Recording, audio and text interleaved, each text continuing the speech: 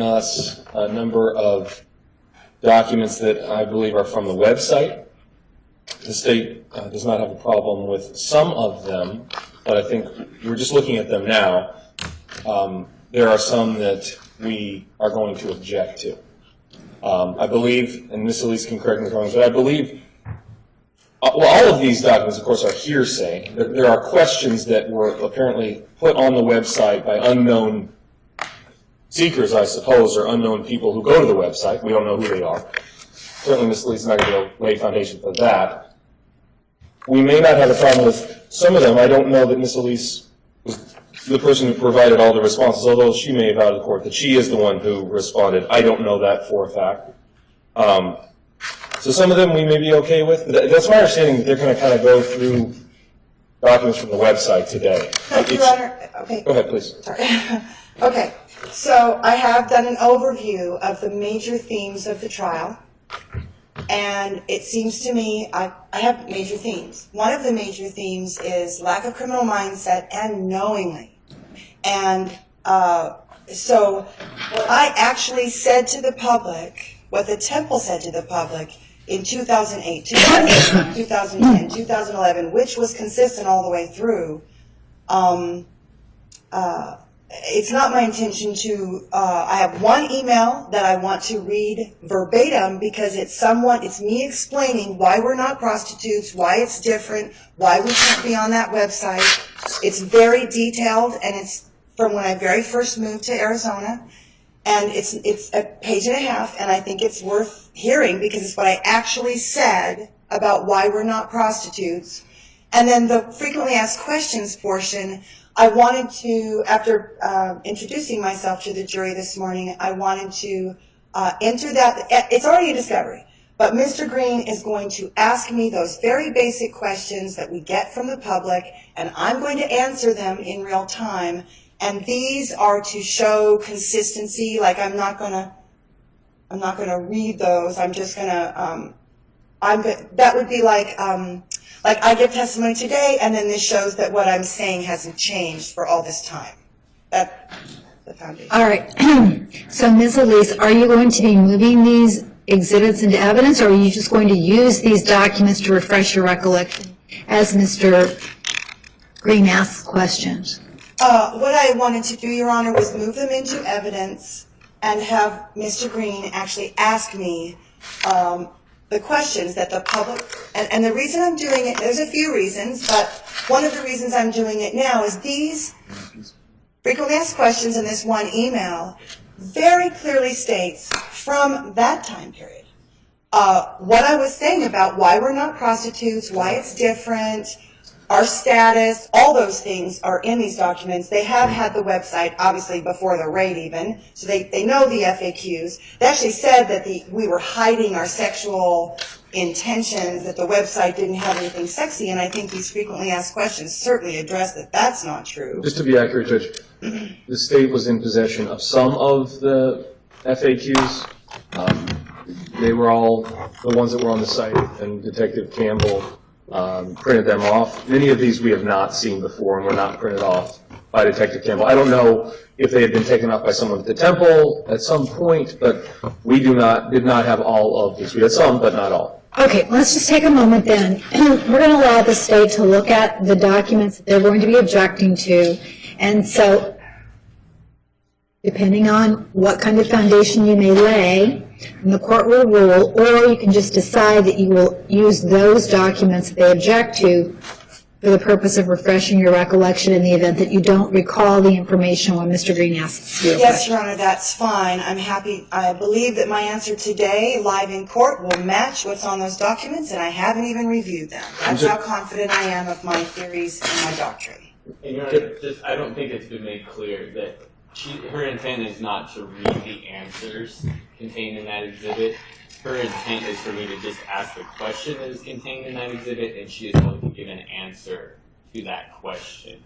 The document isn't going to be read from in the sense that I'm going to ask the question and she's going to just read the answer that's in that document. Unless, Your Honor, there's a vital interest in this was what was actually said 5 years ago. There is some value. And so I thought the best of both worlds, Your Honor, would be for me to live answer the questions, and then we would enter that into an exhibit where the jury could reference it if they want to.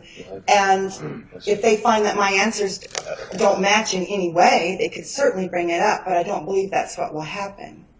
But I feel there's value to the emails because they actually show what was being said to the public when they ask us questions. And I think that that's very relevant because we are going to get into mindset and knowingly. That's pretty important in this case. And I think these things show what I thought I was knowingly doing. Okay, Mr. Leiter.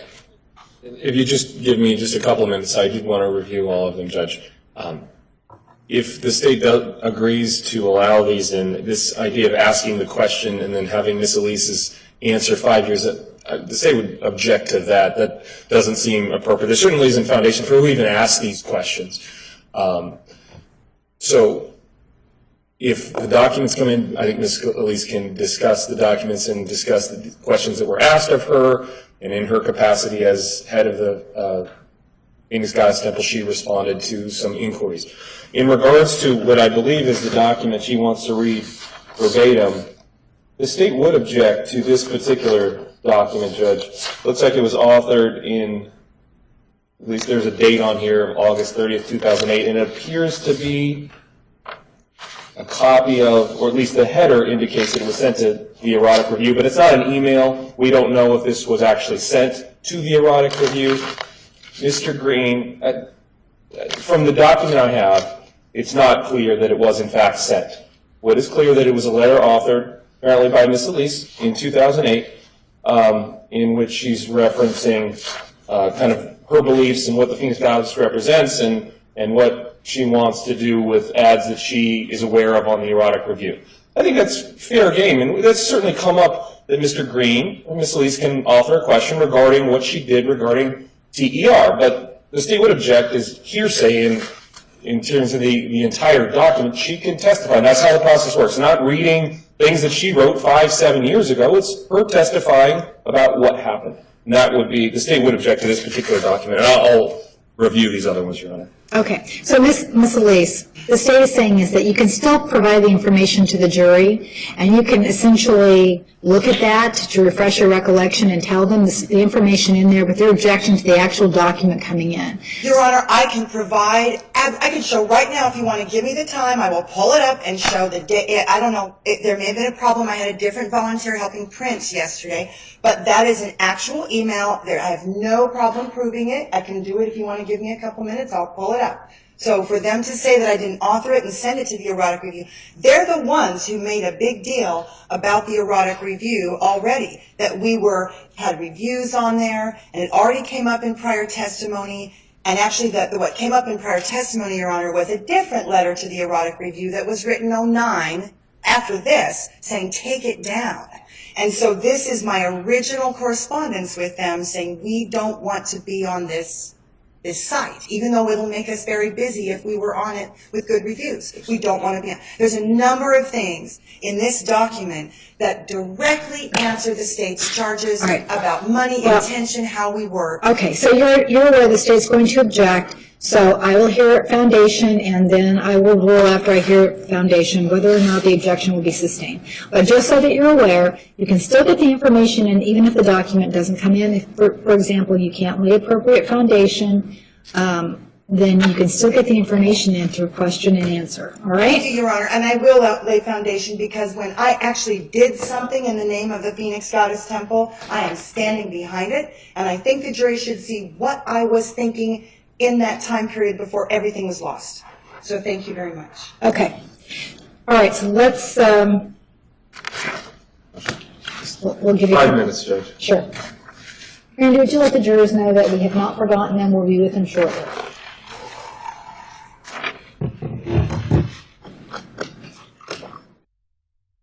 Majority we have never seen before and were not on the site when Detective Campbell printed everything out. It doesn't look like they're complete either.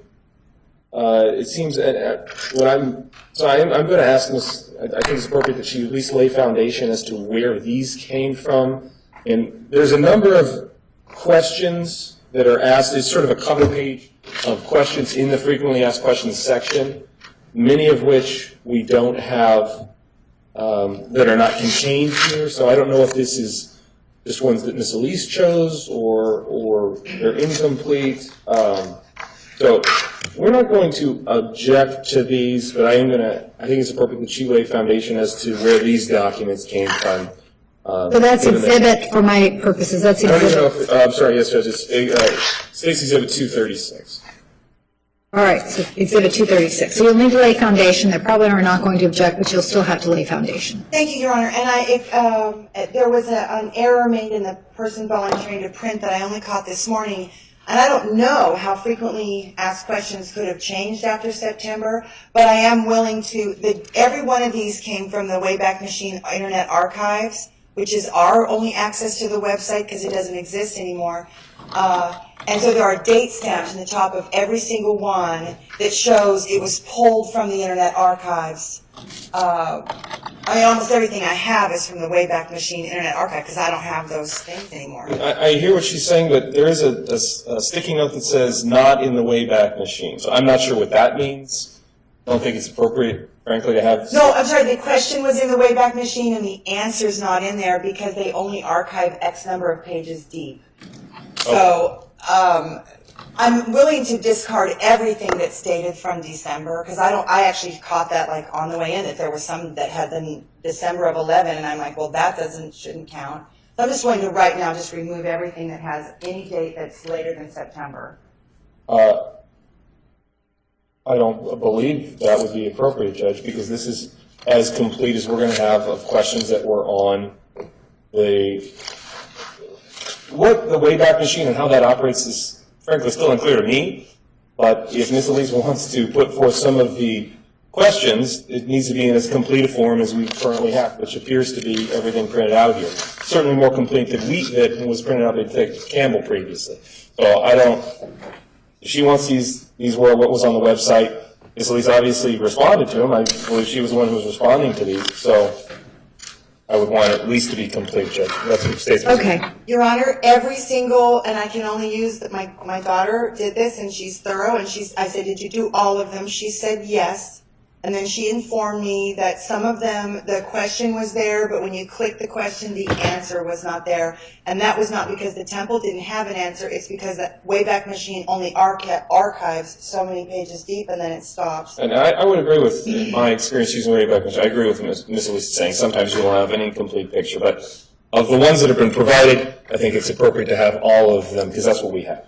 Okay. All right. Let's bring the jury in. And I'm testifying that they're all there. Okay. Okay. To what we can get, yeah. On the record. On the record. All rise for sure. I do that thing. I do too. Mine's Besides this, I have another thing. I think there's two sections. Are you just giving her? No. I plugged it in. It's charged. I'm not giving up. Yeah, I haven't started working out yet. That was just said, I'm going to look at it and I got a paragraph but not read it. I'll FAQ and a couple's FAQ. Okay, that's fine. Like this. Can I reference it in front of me or you take it back? Maybe some of the general. Who knows? Who cares? Did you say I can't read that one? Whatever. No, there's the rest of them. Here's the rest of the journals. See, the way it looks on the website is there's the general section, and then there's all the questions. That's why. It's like if you That's what I went on. I just wanted to Right. What I'm do saying. them over there, this is because where I'm not in this Yes. section. It's like a So different, I feel it's like a like different I have a conversation. seat. if government officials ask. I can- I've been I just looking think at that, it. how do I put it on? Everything Hey, was the on one the thing I do want website at to the do time. is make sure that 5 years her ago? couple of people. Yes, yes. Yeah, we'll do that. Yeah. After it's in, I'll just bring it here and we can compare. Okay. Yes, it is. And Yeah, I did. Oh, you did? I saw it in there. There were actually 2 or 3 in there. But you can tell from the website what questions were. Please be seated. The record will show the presence of the jury, the defendant, and counsel. The defense may call its first witness. Police. Oh, thank you, Your Honor. Defense calls Dr. Tracy Elise. All right, Ms. Elise, please come forward up here to be sworn.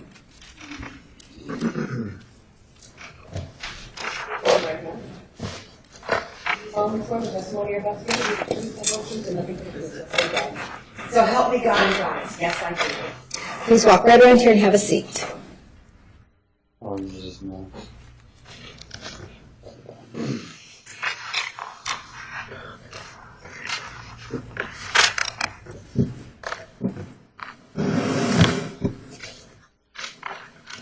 All right, ladies and gentlemen, Ms. Elise is representing herself. Her advisory counsel, Mr. Green, is going to be asking questions, and she will be responding to those questions. This will give the state an opportunity to object to any questions. Mr. Green. Please state your name and spell your last name for the record. Yes, it's Tracy, Tracy, Elise, Elise, and my name means, Tracy is a form of Teresa. It means she who brings in the harvest. And Elise is a form of Elizabeth. It means oath to God. Would you please list your titles and affiliations as they pertain to this court proceeding? Yes. My first title and affiliation is mother of 3 children, whom I'm very proud of. The next most important title to myself is Mother Priestess, and I am the mystic mother of the Phoenix Goddess Temple. After that, I became honored by the Native American Church with the title of Elder and Medicine Woman. I'm also have been appointed by the Elders Council to teach Holy Anointing, Hands-on Healing, and Sacred Sexuality for all 200 and some of our branches. Those that are interested in those programs, some of them are not. And another title that I'm very proud of is I received an honorary doctorate, Doctorate of Arts, Human Sexuality. This honorary degree was given to me in the summer of 2015 by the Institute for the Advanced Study of Human Sexuality.org. And this was given to me to honor my work in restoring sacred intimacy in the sex education realm. How long have you been a minister, priestess, and healer? I'm sorry, I left one title out. Could I go back? Thank you. I'm a citizen of the United States, and I'm really proud that I'm a citizen of the United States. I'm also a resident of the state of Arizona, and those titles are part of why I'm here and part of what I intend to share. Thank you. How long have you been a minister, priestess, and healer?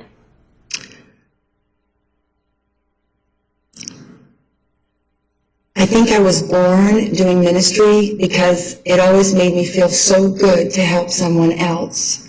And so that actually is kind of selfish. You know, if you're doing it and it makes you happy, there is a little selfish element in that. So I've always been a person, my astrology, etc., my unique energy signature is that I came here to be of service. So that actually makes me happy. But I began to do this type of work, specifically answered a calling to be in full-time ministry. In July of 2001 was my first ordination for this type of work. And so it's been about 15 years. Do you consider this to be your full-time profession? Absolutely. Beyond it being a profession, it is my calling. And on 3 occasions, I've rededicated myself in ministry. And to me, a profession is something that you do where you gather a body of knowledge and then you share that and you make money from it and people appreciate you when you're a professional. A minister, however, lets go of some of the third chakra ego considerations of, am I important in the world or whatever? To be in ministry, you must be humble and you must put everyone ahead of yourself. And then if you do that, you're a successful minister. Did I answer the question? You consider this to be your full-time profession? Yes, I took a vow in 2005 after researching various forms that churches can take and various ways that ministers can exist in the world, in the United States. And I discovered that there's a number of ways that ministers... Non-responsive. Okay, next question. What is right livelihood? Right livelihood is a phrase that's used for people who want to do spiritual work full-time. And so beyond good business practices like marketing or do you do your books, can you pay your bills, which is kind of business functions, right livelihood actually demands that everything you do and your money is going into service of the Most High. So you are and so yes, it's very full-time, and in fact I generally consider myself to be on as a minister 24/7 to answer anyone's call for help. What is a calling or to answer the call? When you're called into spiritual service, usually that means you're getting messages from your higher self. You might call it God, but you're getting a feeling. You might hear words and you might read things, but something moves you beyond your brain. Your brain is maybe saying no, but your heart says, I must do that. And a calling to me is when you do it, whether it's comfortable or not, whether it feels happy to do so or not. Right livelihood involves doing the right thing for spirit at all times and being in service to humanity at all times. That's what it means to me. How old are you? I just turned 55. Where were you born? I was born in Pullman, Washington. My parents were attending university there at the University of Washington. Where were you raised? I was raised in Fairbanks, Alaska. My parents moved there when I was 3 years old. So I did grow up at the edge of civilization, so to speak, in the United States. Fairbanks is at the center of the state, and there's not much past it except some villages and the oil fields. So I grew up in what we call the last frontier, the 49th state. When did you first visit Arizona? I first visited Arizona, may have as a child and to see the Grand Canyon. I'm pretty sure I did, yes. But my first visit as an adult was in the spring of 2003, and my parents had retired to move to Yuma from Fairbanks, and my parents asked me to come for a visit, and my children were there also, and we drove from Yuma to Sedona. And that was March of 2003, and I'm the kind of person who has to fall in love with the land to be somewhere, and I fell hard for Sedona, like you fall in love with a person, like you love your newborn baby, like you love your mother. I fell in love with Sedona in the spring of 2003, and Arizona. Where did you live before coming to Arizona? After 36 years in Fairbanks, I fell in love with the land and the city of Seattle. And so I lived in Seattle between the age of 35 and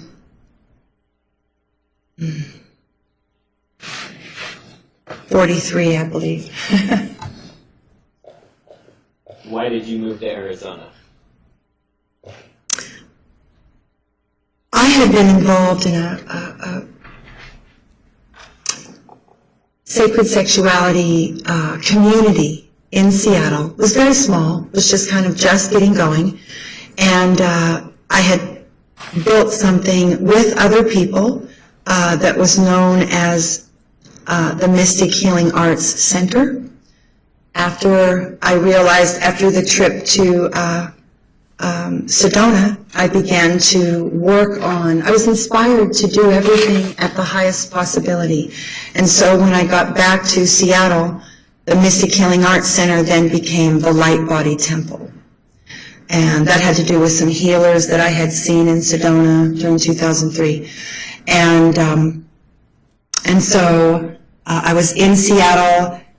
I became inspired to do, I was at the time doing my own personal practice of Tantra and doing sensual body work for a living.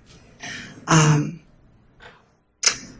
then I left Seattle because there was a schism in the Light Body Temple, and then there was a schism in the School of One.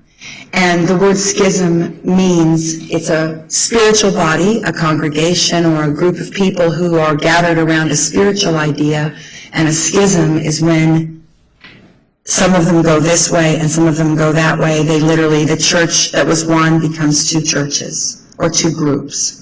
So there was a schism, and the practitioners, the majority of the practitioners in Seattle, enjoyed the moon circles, they liked the classes, but they only wanted to do it when they felt like it, when they had time. Many of them said, I want a nice place to work, but I want to go home to my family at night. I don't want to have extra things. I need to be home with my family. And that wasn't sitting right with me because I wasn't there to run a massage parlor. I wasn't interested in that. I have no interest in running a massage parlor. So when the practitioners, a number of them said, you know what, we don't want to do the circles, we don't want to do the classes, and we don't want to be a church, I left with Naomi of Fiji, the purple ray. She held the highest ray. I left with Priestess Diana, who holds the red ray in that Mystic Sisters in Seattle. So the woman that held the ray here for God left with me. The woman who held the red ray, which is the earth, and various reasons she was the red ray priestess. And Tamara, who you've heard mentioned, held the heart, the green ray. And so the four of us left the temple. And then I practiced on my own. That was very devastating for me to realize that the women weren't wanting to do what I thought we were up to, too busy, not interested, whatever. So in 2005, we had our first and only ordination cycle in Seattle where we ordained priestesses. 2006, by the next year, the women, it had fallen apart. And the women that had dedicated themselves and done the ceremony, it had just scattered. And I wondered if they meant any of it, because we did it. And I think that they took pieces in their heart, but they just didn't want the structure. Maybe they didn't want religious structure. That might have been it. So Tamara and I began to practice together, and in a beautiful space in Seattle. And I made about 3 or 4 more visits. I think it was 3 more visits to Sedona, to what is called the Sedona Temple and the Sedona Temple School of Arts. And I made visits there for my personal healing and education. And every time I went to Sedona, I kept thinking, I have to live here. And it was the December of 2007. I was trying to make a decision to move or not move. And a seeker came to me, and he said, I want to tell you something about Sedona. Sustained. Next question. Okay. I moved to Seattle. Hold on. I'm away from Seattle, too. Mr. Green, next question. When did you move to Arizona? I did ceremony December 21st of 2007 in Sedona and moved all of my belongings in January of 2008. And I was able to make that move only because my youngest son loaned me the money to make the move. Based on your experiences of the last 15 years, why do you believe we are gathered in the courtroom today? I think every human being is born with a gift to give, and maybe some of us even feel like that gift is a mission, that you were born to actually do something. And I feel like I was born to bring back the mother in full partnership with God the Father. And I know why I'm sitting here. I'm sitting here because when I was 6 years old, and I started to be told about God, and I heard that God was a father, and I began to ask, well, does God the Father, is there a mommy, is there a mother God? And my mother told me no, that he didn't have a partner. And so really, if you want to go back to how are all of us here, for me as a little girl in the 60s, the late 60s, I heard my mother and her friends, and in the beginning, my mother's friends would come over for coffee klatch, Betty Crocker coffee klatch, and they would talk about how they felt sorry for the woman who had to get a job, and there was a lot of pride in being a stay-at-home mother. And then a little later, my mother began to be a little bit feminist. She kind of got into that whole thing. And I watched her go from being proud to be a stay-at-home mother to thinking, I have to get a job to be a real person. And of course, the family wanted the income as well. So, and the feminism of my mother rubbed off on me. And throughout my life, whenever I felt a gender inequality for women or for girls, I would always stand up because it bothered me. So I consider that the reason we're here today is that I'm a spiritual feminist. I believe that all feminism, the need to even say that word, let's uplift feminine qualities and values, is because we live in a world defined by an idea that God created everything without the help of the mother. And so we're here today, in my estimation, to bring in ma, matter, material, ma, matter, mother, and the father is pa, pattern. And this is my religion. So I'm here today to see if the world, if the United States, if the state of Arizona, Maricopa County, the city of Phoenix, can accept, tolerate my religious beliefs and practices. What is the difference between your work and secular sex work? Woo, good question. If I could refer to it has to do with what's in your heart. It has to do with what sort of truth is being spoken. It is primarily an intention. I think it's possible for people to say that they're doing sacred sexuality work, and if you went inside them, I think we had a witness, Aphrodite, Rebecca Carrera, was a witness who said, I was doing all that stuff, taking all those classes inside, it didn't feel right. Something wasn't right inside. I can only say that secular sex work, in all of my experiences, all the women and a few men that I've ever met that straight up sell sex for money, they are not interested in all of the work, the personal development work that you must do to be someone else's guide. That's a big difference. And it really, in the temple, we define it as what's going on in your heart. The Egyptian chakra teachings say that the heart has two chambers, and a prostitute would probably be operating out of love for what she loves. But a priestess has moved into the upper chamber of the heart, and she's loving everything and everyone as if she was the Creator. And we all have that capacity to do the unconditional love. So the one thing that I required of every practitioner was that they were willing and able to operate in the upper chamber of their heart, the heart of Buddha, the heart of Christ. They had to show unconditional love for humanity, which then led to how they were able to practice on a donation basis with the possibility that they wouldn't receive any donation. All right, Ms. Elise, Mr. Green, next question. Okay. Can I first with it? You may. Can we approach on this issue, Judge? You may.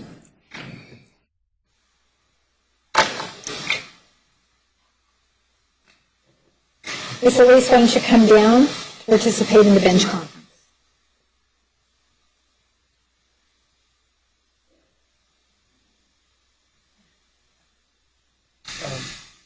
I don't think there's been a threshold question to ask anything about this.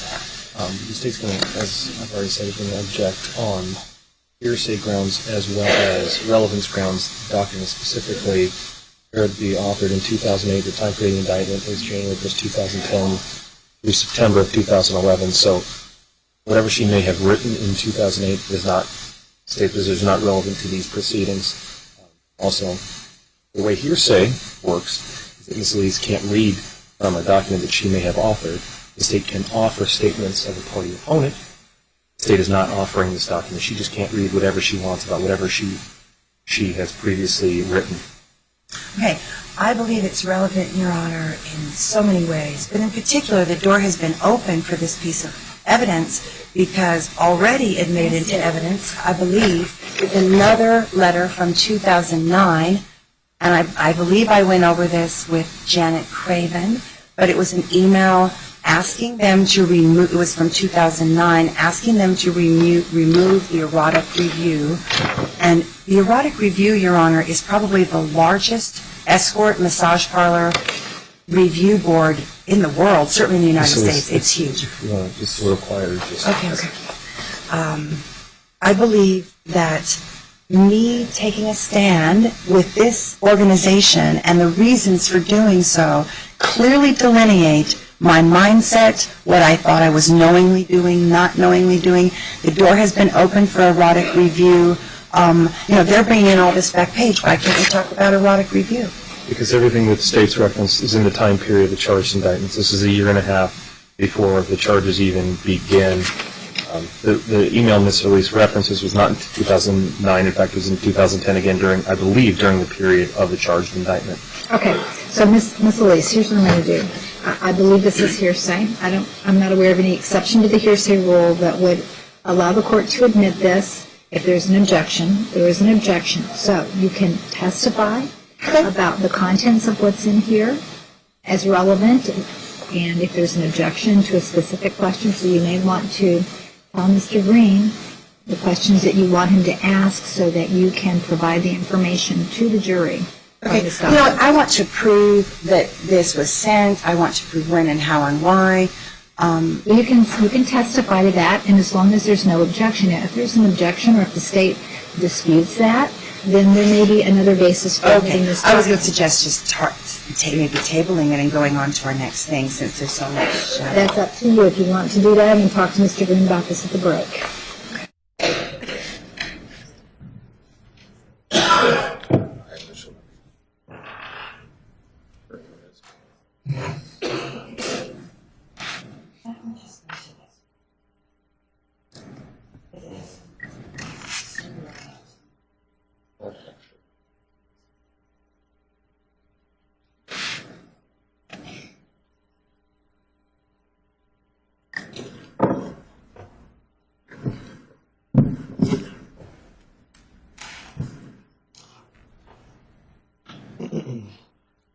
Ms. Elise, the prosecution has stated that the Phoenix Goddess Temple website was not clear and that it was offering sacred sexuality ceremonies. You and others at the temple offered a frequently asked questions section on your website, correct? Yes, we did. What was the frequently asked questions section of your website for? as you may have already heard, ladies and gentlemen of the jury, there was and is, continues to be confusion about what we do at the temple and how that might relate to other types of adult entertainment options. So we authored this. I believe I probably authored 90% of it, and I could, if emails, I would be able to show that. The purpose was to give people more information before making a decision to visit the temple, and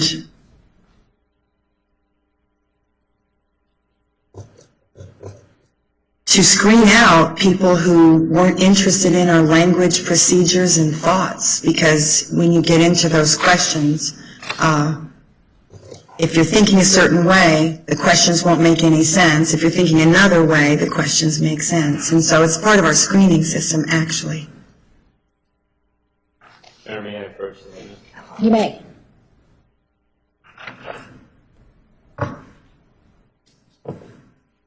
Lisa, I'm showing you a marker of exhibit 236. Do you recognize that document?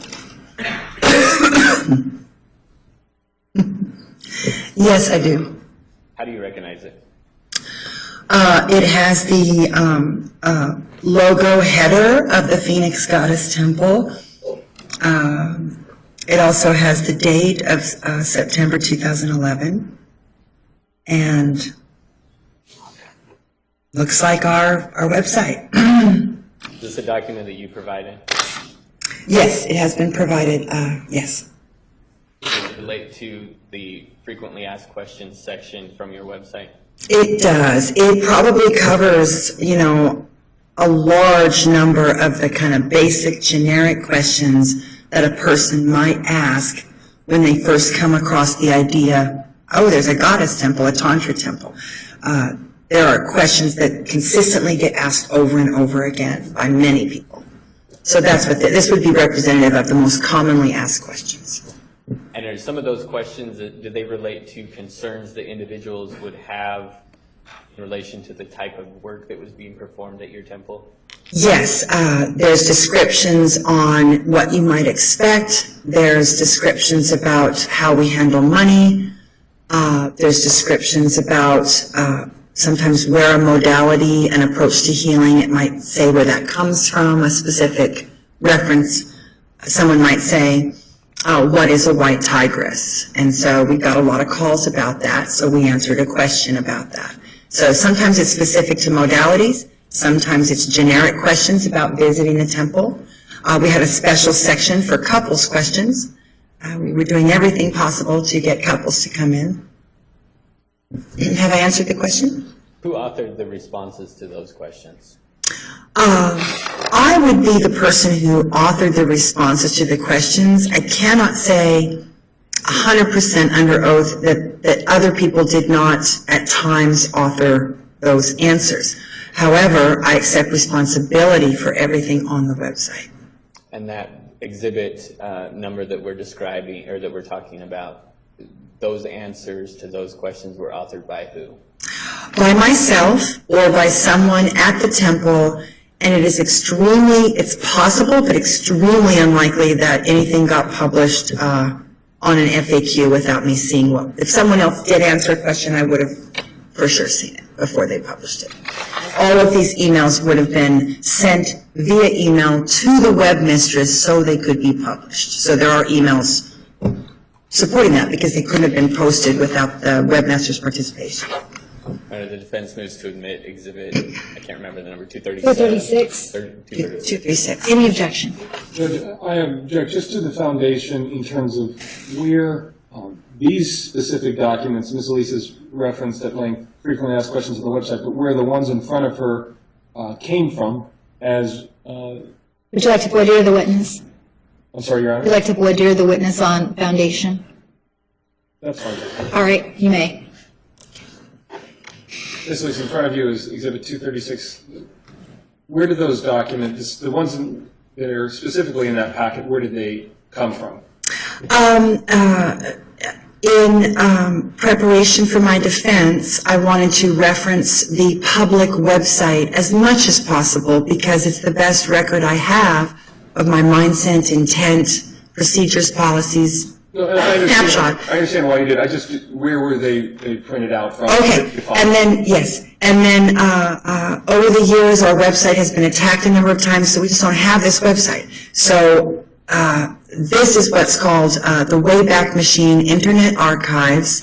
It is a nonprofit that takes snapshots, random snapshots. I have no relationship with them whatsoever, nor they with me. They provide this as a service.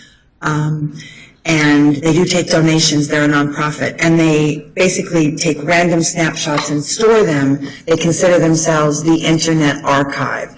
So these are reproductions of the frequently asked questions from different dates. There'll be a date here that shows the snapshot date. And because it's a free service and nonprofit, they don't actually snapshot the entire website. Usually they'll do the main pages, the most frequently visited pages, and they might go 1 or 2 pages deep. In the case of the frequently asked questions, my daughter, when she was printing these out, she said, some of the questions appear, but when you click it, it leads to a dead link, so the Temple's response is not there on some of these questions. So but when you come to the many. Wayback Machine, you printed out everything that you could as far as it was from the frequently asked questions, but you just did that within the last couple of months, is that right? Actually, this was done yesterday. Okay. So it's fair to say that at least it's as complete, although it doesn't have all the questions that were asked back in 2010-11, it's as complete as you were able to find on the Wayback Machine. Yes, I'm going to testify that this is an accurate representation of all the FAQs at the time of the raid, and I can't explain why there's questions and answers answered after that, but it could have been that we were attempting to explain ourselves after the raid. So, but the vast majority of these questions are definitely published prior to September of 2011. No objection. All right, 236 is admitted. Thank you. You may.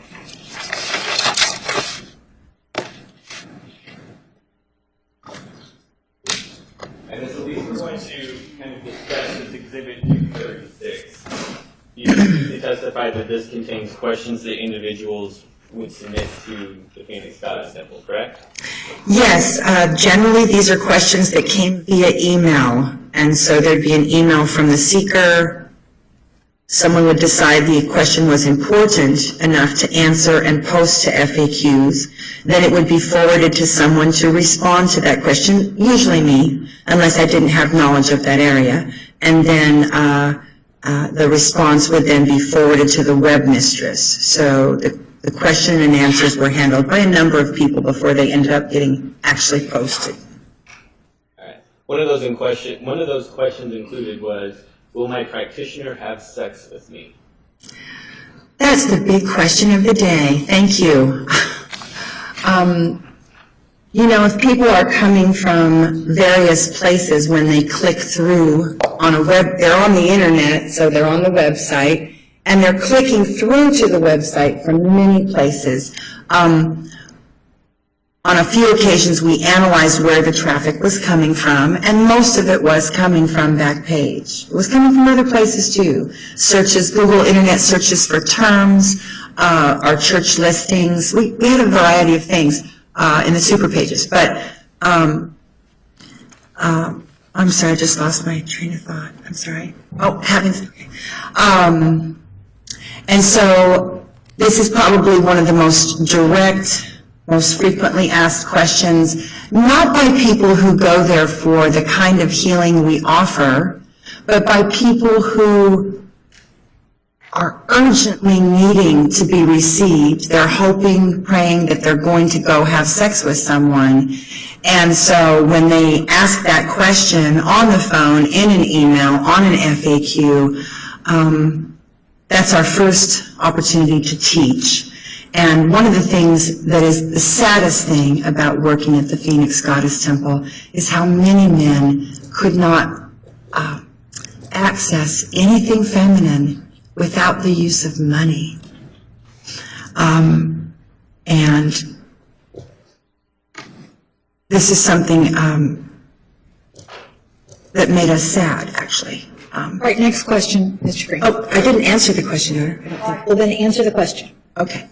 So, may I review the written response so that I can see what I said? Thank you. Yeah, approach her. You may. Thank you.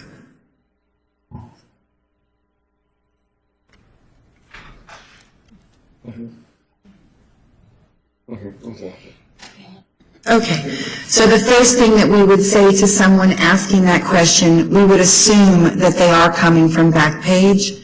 We would assume that that person has probably purchased sex before. And so we would tell that person that they are looking at an educational experience, a healing experience, an energy rebalancing, a mind-body-spirit connection. No one would ever say, yes, I will have sex with you, to a statement, a kind of a unadorned question like that. The women of the temple are women first and priestesses second, and every man, and the response would have been that there's no guarantee, which you've heard. All types of energy exchanges occur. It's very difficult in our to tell someone you will not have sex in those chambers, you will not do this or you will not do that. To me, desecrates the freedom, the privacy of that sacred space. So I could never tell anyone to not have sex. I also could not ever tell anyone, you must have sex. And so that's the essential answer, is that you've got to approach this with some faith, and you step into the chamber in faith that you'll receive something that you need, that your energy brought you there and something good will happen.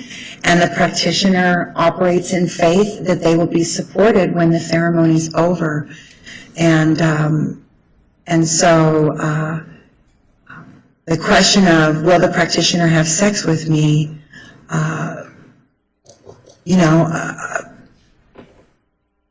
I can answer that personally. I can't say no, I can't say yes until we're in that moment. Just like a real woman, you would have to inspire me to that moment. Is that moment possible? Yes. I always have compassion for people who are they're on the outside of the temple trying to understand. And this idea that sex or something intimate might happen, might not happen, it's been my experience that when people are confronted with, I'm going to refer to that because I don't want to leave anything out. So we would mention that everyone's self-sovereign, that decision is made in the moment and never made in advance. We speak of choosing a practitioner based on their image and their words, and that if the image and the words of the practitioner actually causes a reaction in you, this is true for women looking at male practitioners and women looking at female practitioners, and men looking at male practitioners, all across the board. If the practitioner's picture, their ceremony description, the choice of words. Some people might use playful words. Some people might use very serious educational words. All of these things give a tone to what the seeker might expect in that ceremony. So what we would say is choose your ceremony and your practitioner when you're seeing something that excites you here in your heart. When you feel a magnetic energy, excitement, a pull, then that energy is the energy with which we begin the ceremony. You say, I choose that seeker, I feel a connection, I want to explore that connection. undercover wire, as far as practitioners having sex.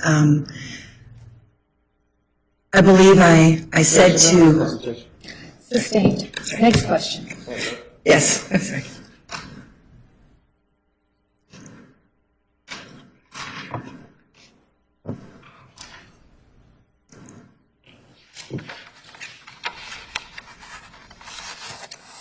What was a Goddess Guide Me session? A Goddess Guide Me is specifically for a man who is suffering from a lack of knowledge or confidence when he is with a woman. And this is actually no small thing. An example of a Goddess Guide Me that was fairly typical in my years of practice was that I would see a gentleman who had been left by his partner. He was divorced. I'll talk about a very specific instance that stays with me. It happened in Sedona. The gentleman had been married 22 years, and his wife had decided to leave, end the marriage. And as she was leaving, kind of one of these things on the way out the door, and by the way, you're lousy in bed. After she did all that other bad stuff of divorcing him, she said something really mean. And he came to me because he had found happiness after, I think, 4 or 5 years of being alone. He'd met someone, and he was terrified to move into a stage of intimacy because he felt like this woman was the woman for him, and he was terrified to go beyond holding hands and kissing because he was deeply traumatized by the woman he'd shared his life with for so many years, saying, and by the way, I'm taking your money, and by the way, you were bad in bed. And that's one example of someone who would use a Goddess Guide Me session. Another example that comes up is people who are about to be married. That's happened on one particular instance that comes to mind. This was in Seattle. A very wealthy Middle Eastern man saw the temple somehow, and he told his son to visit a different practitioner every day, or I think he did 4 visits in 8 days, something like that. It wasn't every day. But he wanted his son to have, who had very little experience with women, to have some experience with women before his wedding night. I also have on 3, maybe 4 occasions, I think one time someone was fibbing about it, but I have helped initiate a man in his first sexual experience. All of these things, Goddess Guide Me, the man is saying, please help me understand how to be with a woman in a way that produces good results. I can't tell you how many men I've met over the years who really love their partners. And they may have married their partners early in life, because that's how, if you're over 50, 55, 60, we were supposed to wait to have sex to get married. So a lot of us entered our relationships without any, shall we say, carnal knowledge. You didn't have any experience, maybe, except with your partner. Goddess Guide Me sessions exist so that a woman who feels strong in her energy, her physical self, she feels strong in her sensuality, she's not afraid of men, and she says, in my high heart, the heart that loves all of humanity, I will be your partner in this moment. And so, and again, in the Native American church, there's a tradition that an elder woman would initiate a man, a young man. In the pagan European traditions, Goddess Guide Me shows up as Heros Gamos, which is when a man must prove that he knows how to touch a woman to be considered a worthy leader. So basically, Goddess Guide Me is a sex education lesson with a guide, and there's touching, there's mutual touching.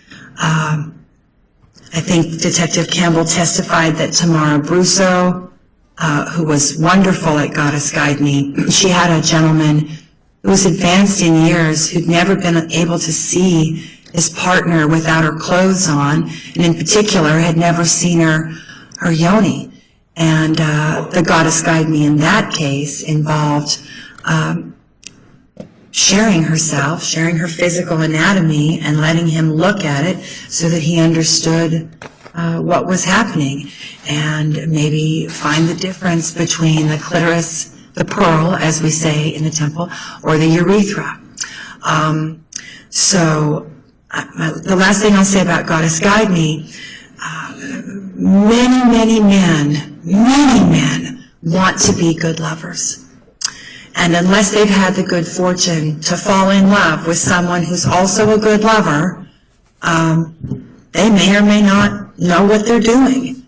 And so Goddess Guide Me is a mature, sometimes a young woman who's mature in her heart, and she's willing to go through that process with you, however that looks. It might be, how do I talk to her? How do I make the first move to touch?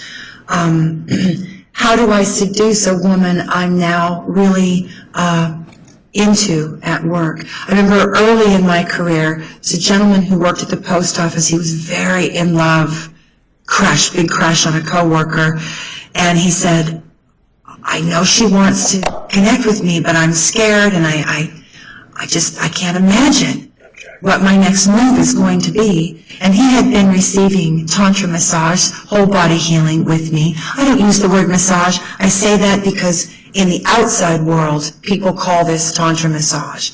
In the temple, I say holy anointing and whole body healing.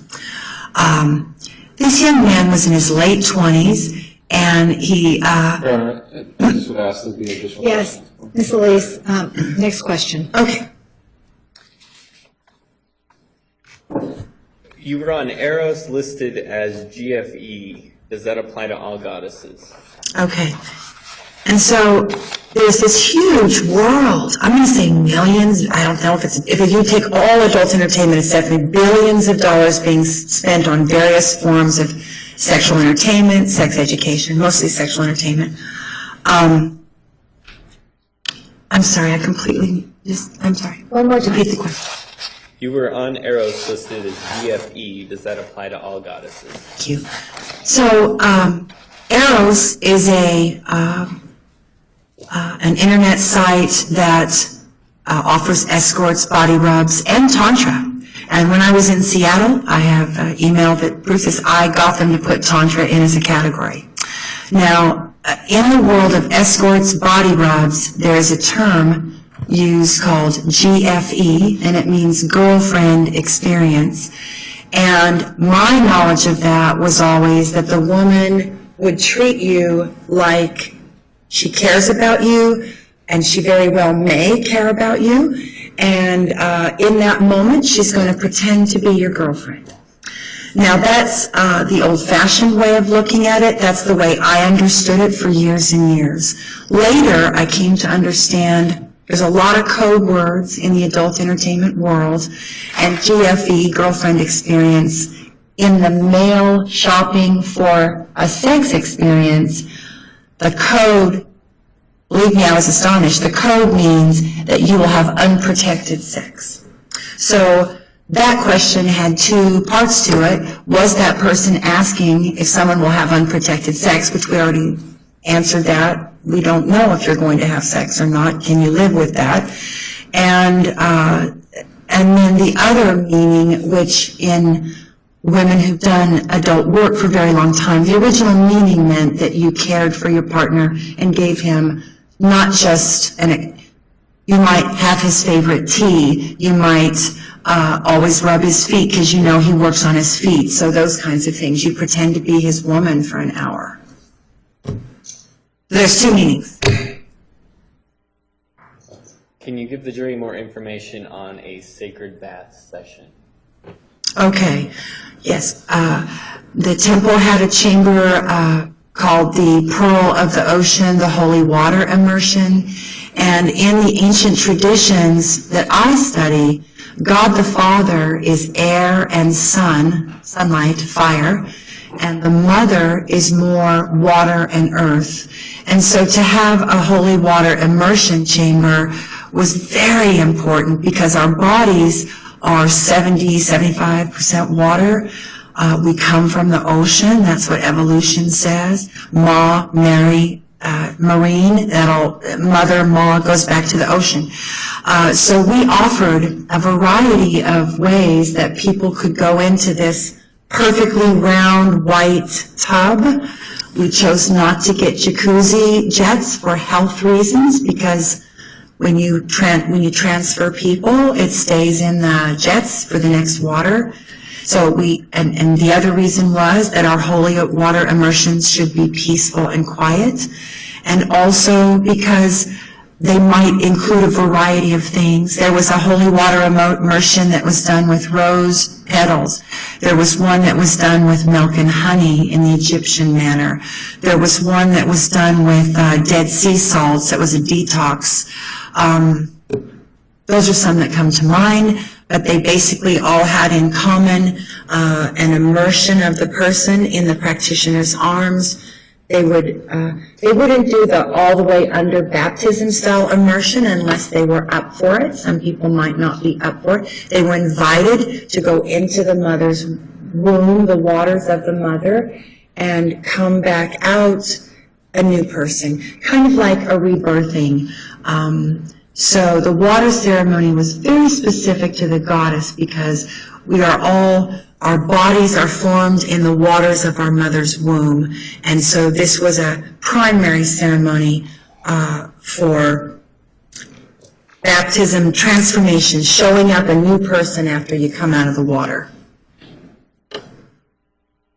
When you received requests for specific sex acts, such as one that's contained in this packet, is somebody would like to give one of the goddesses a facial, what would be your response?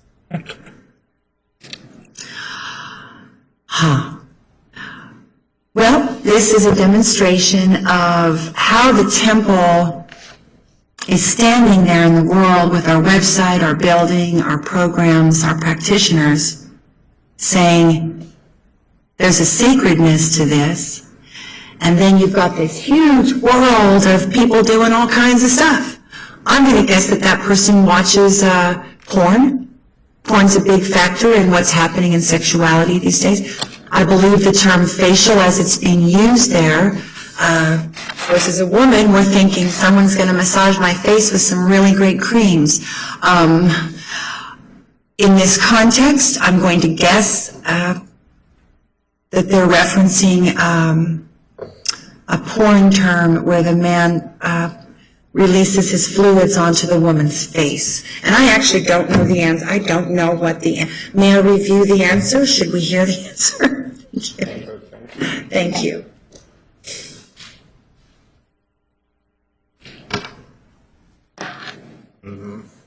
Thank you.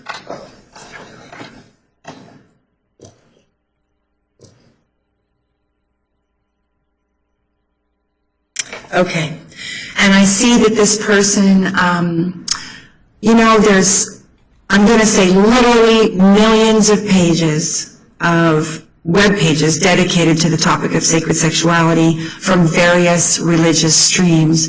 The Taoists have a sacred sexuality practice. This is Chinese. We had a few practitioners, and in fact, the gentleman who brought this lineage from China resides in Phoenix. And this particular practice, the white tigress jade dragon, is the immortality and youthifying practices of China.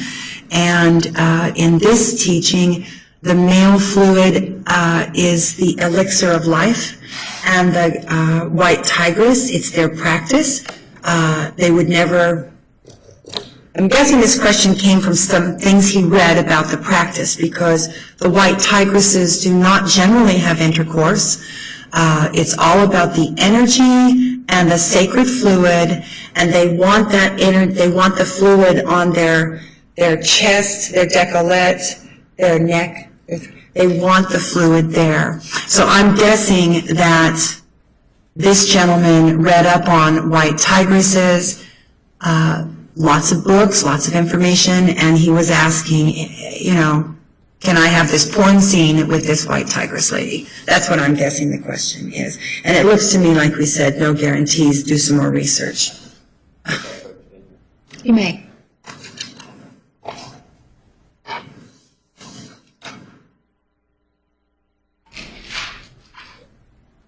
Are the goddesses healthy?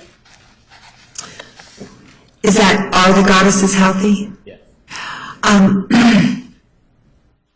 I'm going to say that as a mind, body, spirit temple, there was a lot of emphasis on health, all different kinds of health, emotional, physical, energetic health, clean energy, good energy. I'm guessing that that person is asking about STDs or, you know, can I see the context of the question?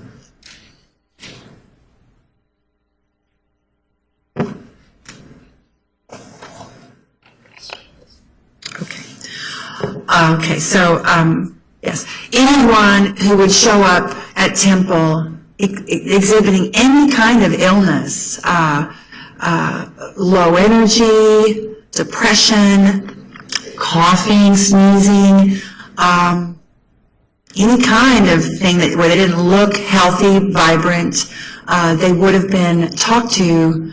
Are you okay? What's going on? You don't seem yourself. So there was a mechanism in place where the people generally, if they weren't feeling well, they generally shared with each other and even asked for healings.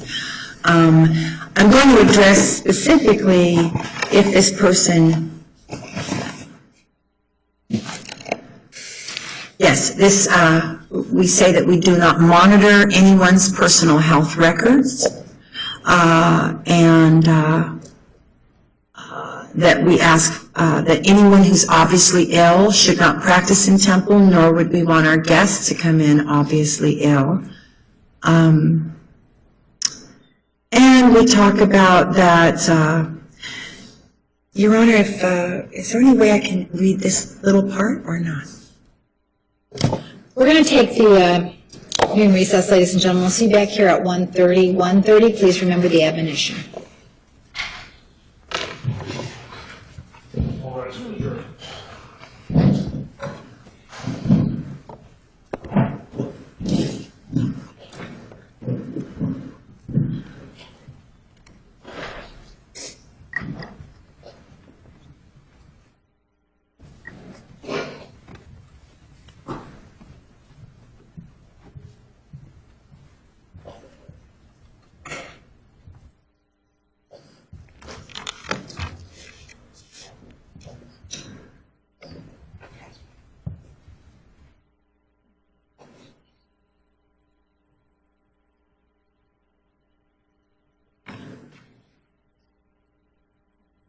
All right, the record will show the jury has left the courtroom. Ms. Elise, your question was whether or not you could read part of the response contained in that exhibit? Well, Your Honor, I couldn't possibly, I mean, I would need a moment to say as well what I said here, but I could. I could work on that at lunch, you know, kind of. Here, these are in evidence. Right. She can read straight from it if she wants. Right. I'm trying not to, but if this one answer might help. Well, I was going to suggest that you talk to Mr. Green and perhaps you could formulate a question where you could put it on the overhead for the jury to see. That might be easier than having to thank read you. it. All right. That's a great in-between. Thank you, Your So, Honor. all right. Thank you. Anything else? As I understand it, Ms. Lees is now going to leave the stand and someone else is going to testify this afternoon. Your Honor, one of our witnesses, the one you appointed the counsel for to make sure she didn't have issues, she's standing by. She was ready to go on at 1:30, but we're going to be dealing with she's not seeing her OPD person until 1:30. So I will return to the stand until things are clear with her. Okay. And I will have a second plan in case for some reason she doesn't come in. Okay. Thank you. All right. And That then, is, Your Honor. Come in. Ken Countryman. come in. That's fine. Yes, and he will be here at 1:30. Okay, so we'll see you all at 1:30. Thank you. Thank you. Yeah. Wait, is she here, Tracy?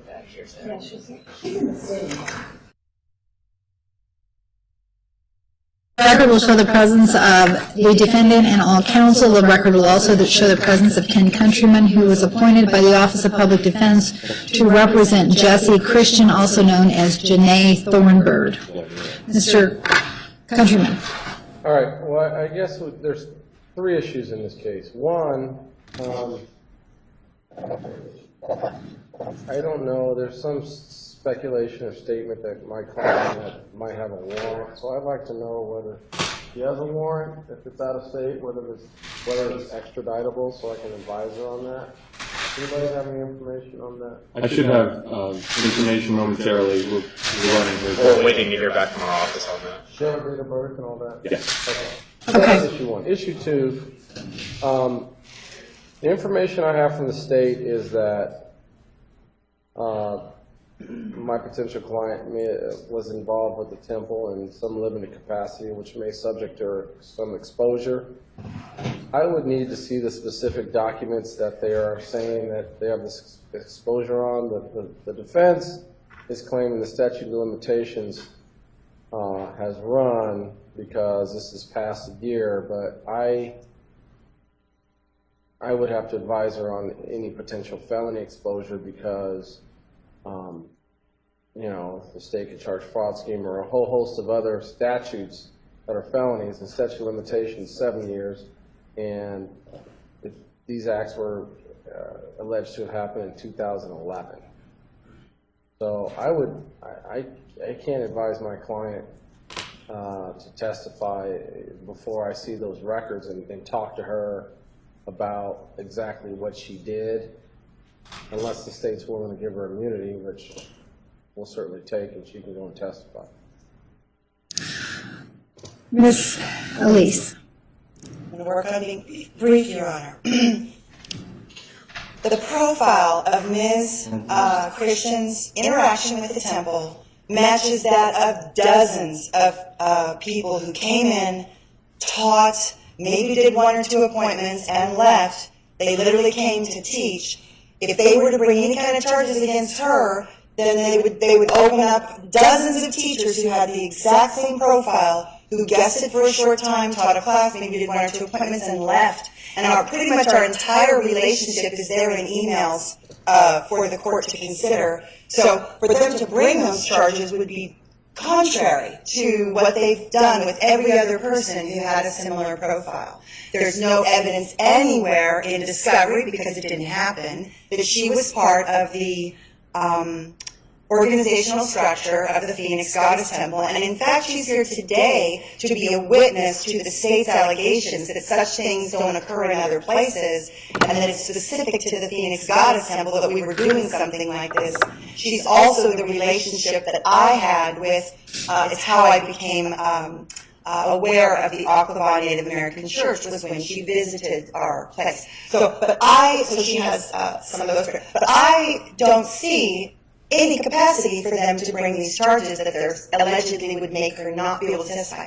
She is in town. I didn't even know she was going to be coming through. She said, hey, how it's going. She was on my witness list, disclosed for years, since 2012 for sure, and with the name Janae Thornburg, which is the name that would have been on the appointment book of 2011. So all of this has been disclosed for sure, and perhaps they just didn't they didn't consider her a person of interest, so they didn't look at all the materials. I put paragraphs, why she's coming. She's also going to talk to my mindset, because we have correspondence about seeking constitutional lawyers who could help us sort this out, because she had a problem and I didn't want to have a problem, and there's correspondence in there talking about how we want to do right with the government. So I think in the interest of judicial economy, and there's nothing to be gained by threatening this witness or slowing down her testimony, I would ask that you grant witness immunity so that she can give her testimony and proceed with her life. Okay. Well, I don't have the authority to grant immunity absent a request from the state, and I don't hear the state requesting that. With regard to Mr. Countryman is here to protect her rights, and so based upon what you indicated yesterday, you intend to ask her about a session that she conducted with Wayne Dyer, and you believe that she did receive funds for that, and you talked about the nature of that session. Yes, sir. I can speak to that. All right. I spoke with Ms. Christian, known then as Ms. Thornburg. She told, I very much specifically remember that teachers in general were not always asked to tithe because it was an honor to have them in the building. There also wasn't a lot of financial flow for all the teachers. Sometimes they made a little money on their classes and sometimes they did not. I asked her, I said, did the temple give you the standard teaching agreement that you didn't have to tithe because you had traveled to teach in the building? And she said yes. And then I asked her if she received any money from Dr. Dyer, and she told me that she did not, that it was a gift from her, a fan, to him, because she was aware that he had gone through a divorce and was ill. She was literally a fan who sought him out, offered him this as a gift. He accepted the gift. She was his ride to go back to the Celebrate Your Life Hay House event. And when, I don't know if I'm going to reveal something, as she left, as he got out of the vehicle, he handed her some money and said, I really want to bless you, something like that, thank you. And then they began to have a relationship with her as his tantric therapist in Maui thereafter. And we have photos and whatever she can do. So Okay. Well, I don't believe that the Phoenix Goddess Temple received a tithe at all from these ceremonies, and they haven't proven it to us. I went up to the cart to find the appointment book, which would definitely indicate that, and I don't see the 2011 appointment book. well, So, I understand what she's saying. I need to meet with my client in person, so if she can facilitate that, I prefer not to meet with my client through her phone. I need to talk to my client. I am going to advise my client to invoke her Fifth Amendment rights. If it's her choice to testify against the advice of counsel, she can come and do that on the record. But prior to that, I need to meet with her and have a discussion with her about all these issues. The reality is she is potentially subject to felony prosecution, and the standard is potential. I understand that the defense thinks it's a misdemeanor, but I don't get to make that decision. So I'm advising her not to testify. I will meet with her. If they tell me where she is, I'll go meet with her right now. But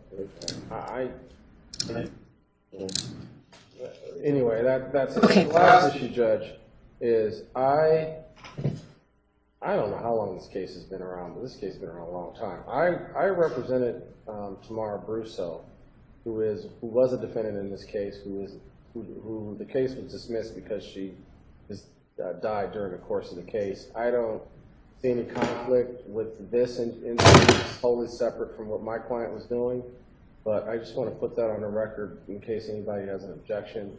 I certainly have seen no problem advising this particular witness separately, independently. The case has been dismissed for years. I would imagine 3 years. I don't know how long ago it was.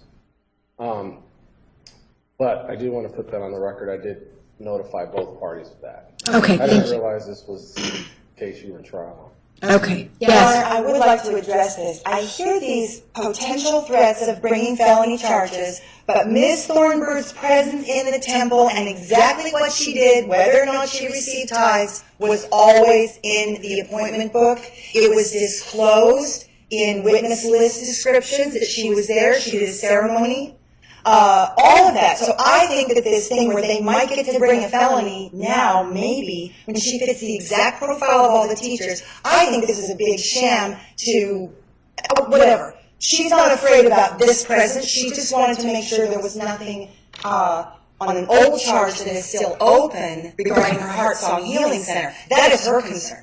Okay, well, I actually agree with her, but I don't get to control that decision, so that's my problem. okay. The information, Your Honor, that has been provided to me is that we don't find any criminal history connected to Janae Thornburg or Jesse Christian under the date of birth that was supplied by Ms. Elise. That's what we have right now. Okay, all Not right. only no, at least, well, I say anymore, no criminal history that we are currently aware of. Okay, so, Ms. Elise, you need to contact Ms. Thornburg and let her know that Mr. Countryman is waiting for her and she needs to get here now. Yeah, she's near the building, Your Honor. Actually, whether there was some kind of weird action from Utah to here, that's clear. She'll be right to the building, I'm sure. Because she doesn't feel, based on the financial aspect, she doesn't feel there's any, she would just be one of those people that came and left at the temple, so. Okay, well, Yeah, so I will. she needs to meet with Mr. Countryman now so that we can call her as a witness, and we're going to put you back on the stand here momentarily. The jury is waiting. That's right.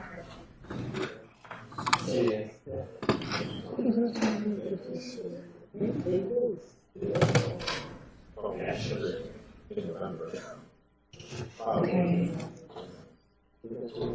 Okay. Can you send Janet an email and ask her to see if she can find it? Because maybe it shows as an e-sentencing on this. There's no, it's not here. No.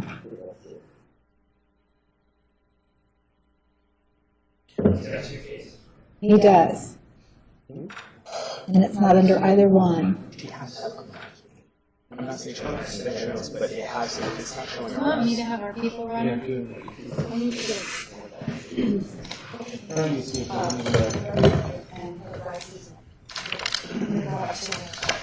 Do you have the birthday? Do you still have other questions? Okay. 5:57. 57?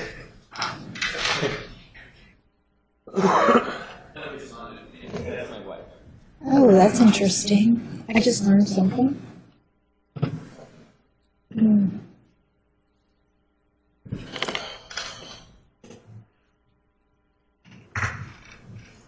All rise for the jury.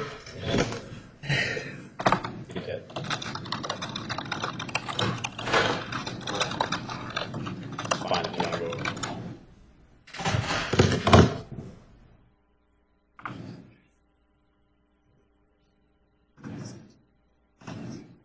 Last question.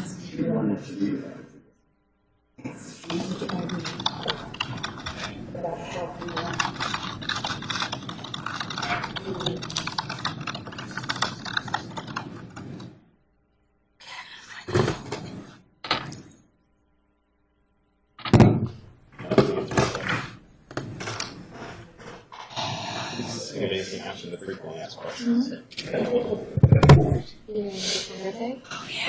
Just, Well, hey, Mike. there's one that's,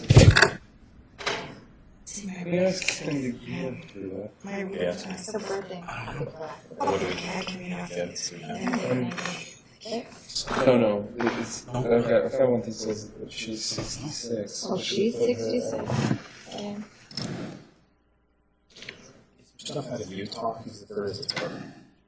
There's nothing Period.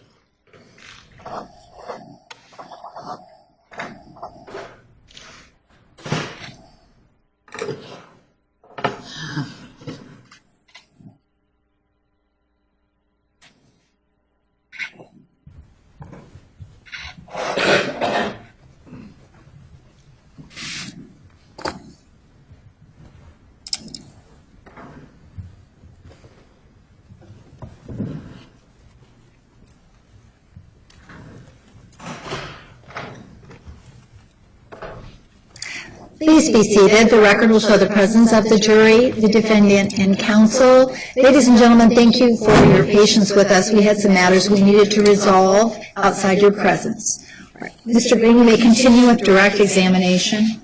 Thank you. Ms. Elise, before we left off, or when we left off before lunch, recall that? Yes. One of the questions that we had was whether they were physically healthy. Yes. And the reason I ask, I think I remember giving a lot of thought to this. It's a difficult question when you bring, did this person mean health from a medical perspective? Did they mean health from a light body spiritual perspective? Just overall health? And the big thing about the temple is that we exist to strengthen the mind, body, spirit connection. And the science under that is quantum physics and the human light body. And so everyone exists at the speed of light, and this is scientific.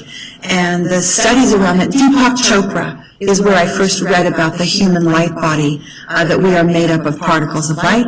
And then I also read a book by the name of Seat of the Soul by Gary Zukav. So that would be Quantum Health, Deepak Chopra, and Seat of the Soul, Gary Zukav, in which the cutting edge of medicine is described as being able to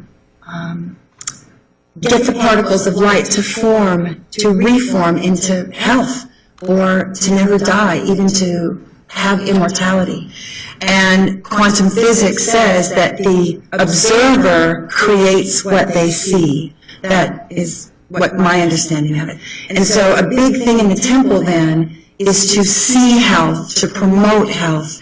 And then when someone has a dis-ease, they're out of ease in their body, then we would look at every aspect of what's happening, physical symptoms, emotional symptoms, that kind of thing.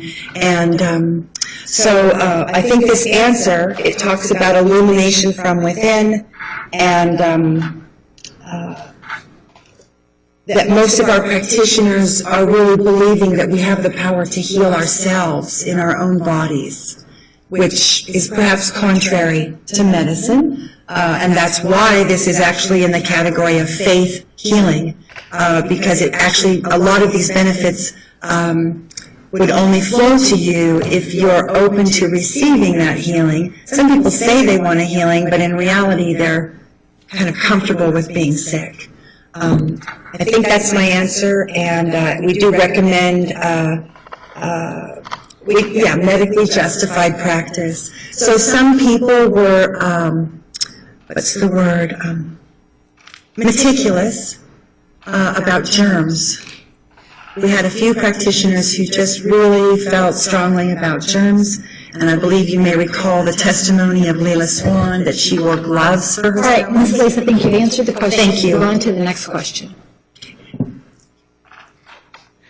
Did you ever get questions as it relates to people wanting to come to the temple to essentially recharge their batteries, or to get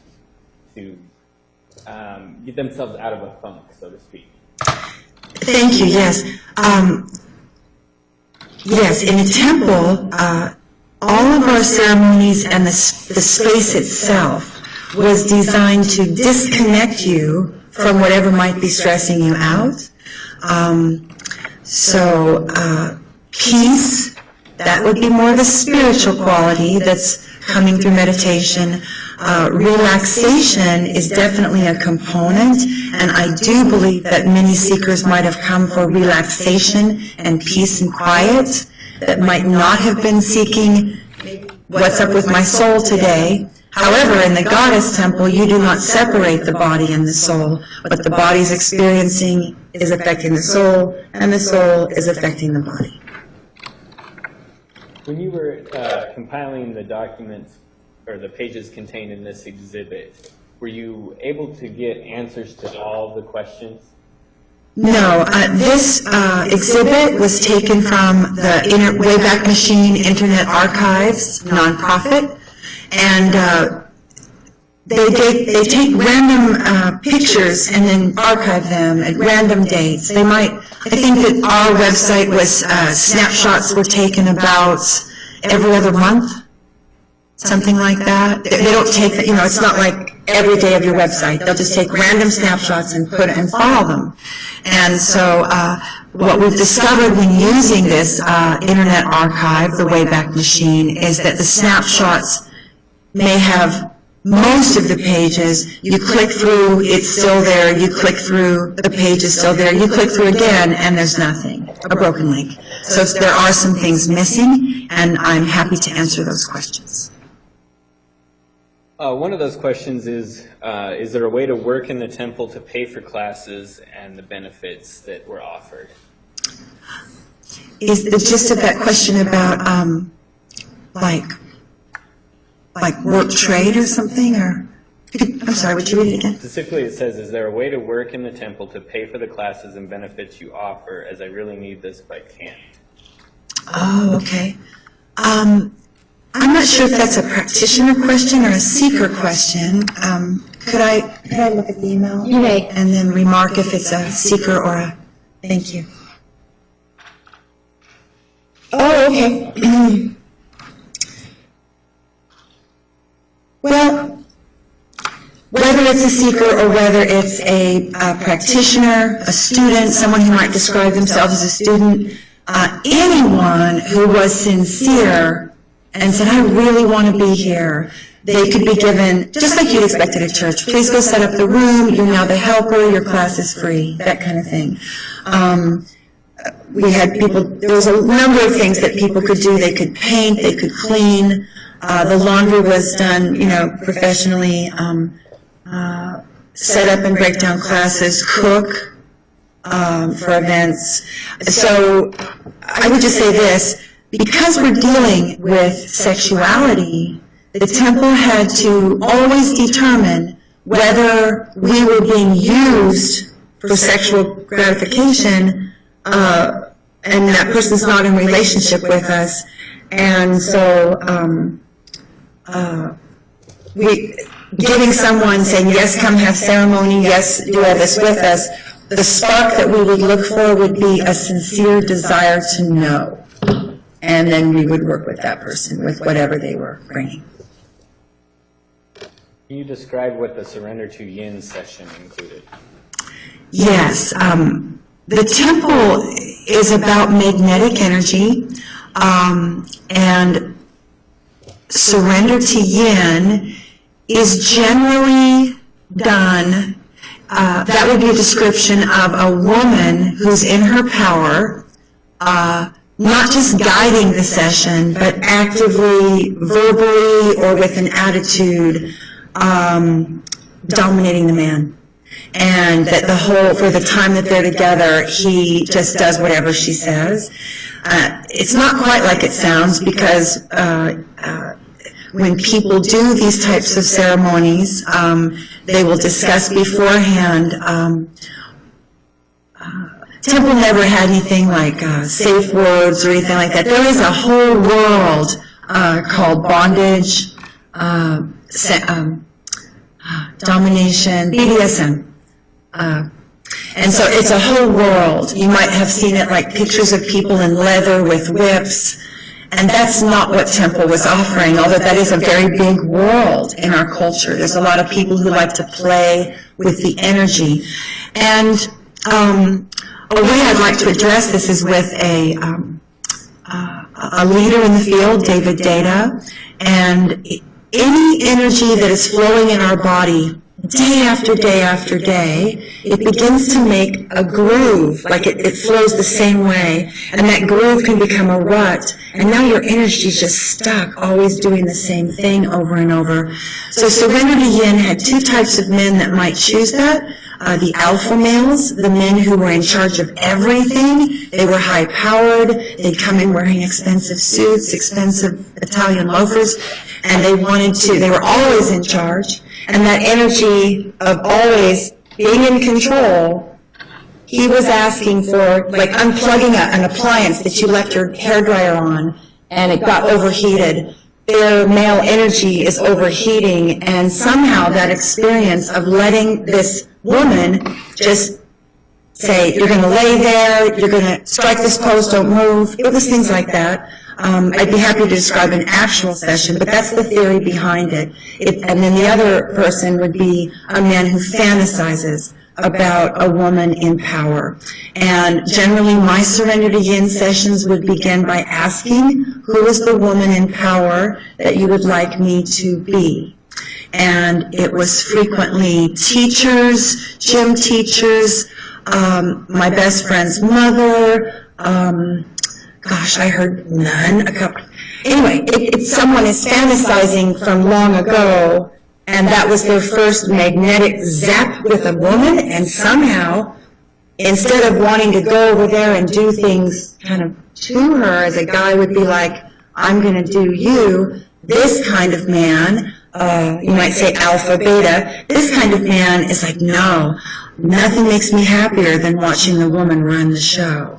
And that's a Surrender to Yin. The word surrender might mean that he's not going to ask for anything. She's going to entirely run the project, the session, and the yin is the feminine. So he is going into his receptive energy, which is yin, and she is the yin, the feminine, kind of bossing him during the session. And it gives energetic relief to some people. It frees them from whatever place they've been stuck. Did you have a calendar of events at the temple? Yes, we did, and it was an interactive calendar. The primary focus of the calendar was to let people know what teachers were in town, what practitioners were offering classes. All of the practitioners were told that within 1 year of being in the temple, they had to have taught a Friday night sex ed for all, and that we appreciated them doing more teaching, but they had to have something that they were passionate about and sharing with people. And then from that, because many were afraid to teach, and then from that position of you have to teach at least once during your first year, then they would begin to move towards being teachers if they weren't already teachers. Were those events open to the public? Yes. The building was unlocked at about 7:30 or 8 in the morning, and that door, that purple door that you saw, was usually locked around 9:30 or 10. And there was no buzzer system, there was no screening, people just would walk in. Again, I think Ms. Craven testified that someone could indeed just say, I think I'm interested, and then they could either look at a computer in the lobby or look at the little book, and they could choose someone, and no one would say, do you have money to contribute when this is over? They would just be shown to that practitioner if that person was available. The classes, I'll just say, the classes, we had a few events that listed the sliding scale as 0 and up. I believe most of them said, if they were temple classes, they would say no one turned away for lack of funds. And then there was coursework, which was tuition, and you were going to learn something to improve your professional standing, give you some skills, and people were asked to pay tuition for that. People could barter for those tuitions. They could set up a plan where they give some money each month. We were advised by people that run schools that when you give away the information, people don't tend to value it, and that tuition was definitely in order for a profession, something professional. So we began to model the coursework off of a community college or something like that. Except for that it was an ecclesiastic school, it was a spiritual school. Did you get individuals who suffered from chronic headaches, low libido, and depression that came into the temple? Oh gosh, yes.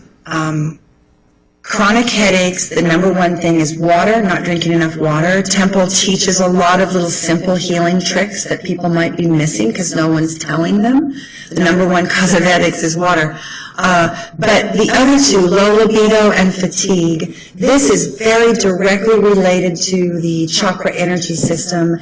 It's a 6-valve system, and let's say you have a broken heart.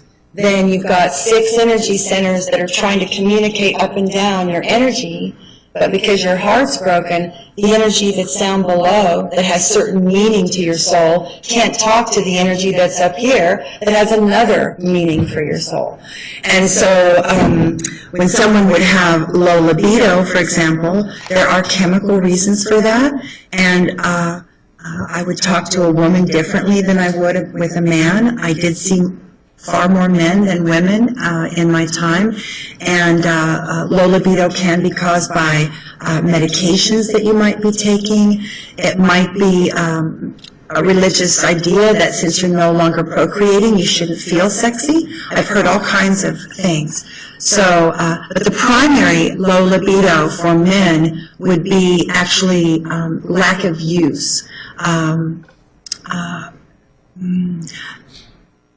In my 6,000 hours of private practice, one-on-one ceremonies, there was an overriding theme for the gentlemen. When they would come to me in their 20s, their energy of the root, their red ray energy, was overwhelming to them, and they They might be dealing with too much self-pleasuring. They might be, usually the big number one thing is they're orgasming too quickly, and that's called premature ejaculation in the parlance of counselors. So early ejaculation, too much power, nowhere to put it. That's what goes on with the young men.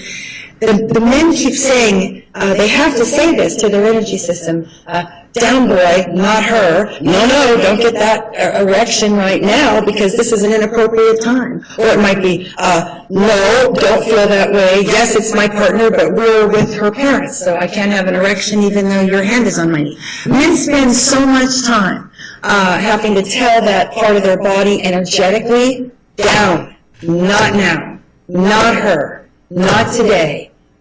See if you can feel that way 4 hours from now.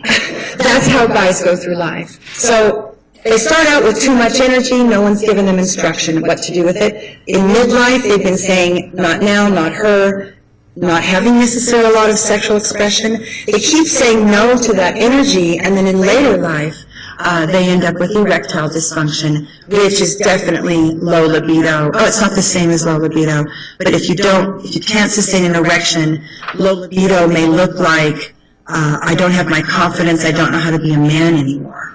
All right, next question, please. How would somebody schedule an appointment with the temple? You could schedule by walking in, you could schedule by email correspondence, you could schedule by phone. We didn't generally schedule anything by text message because we wanted to hear the emotion in people's voice, and text is very dry.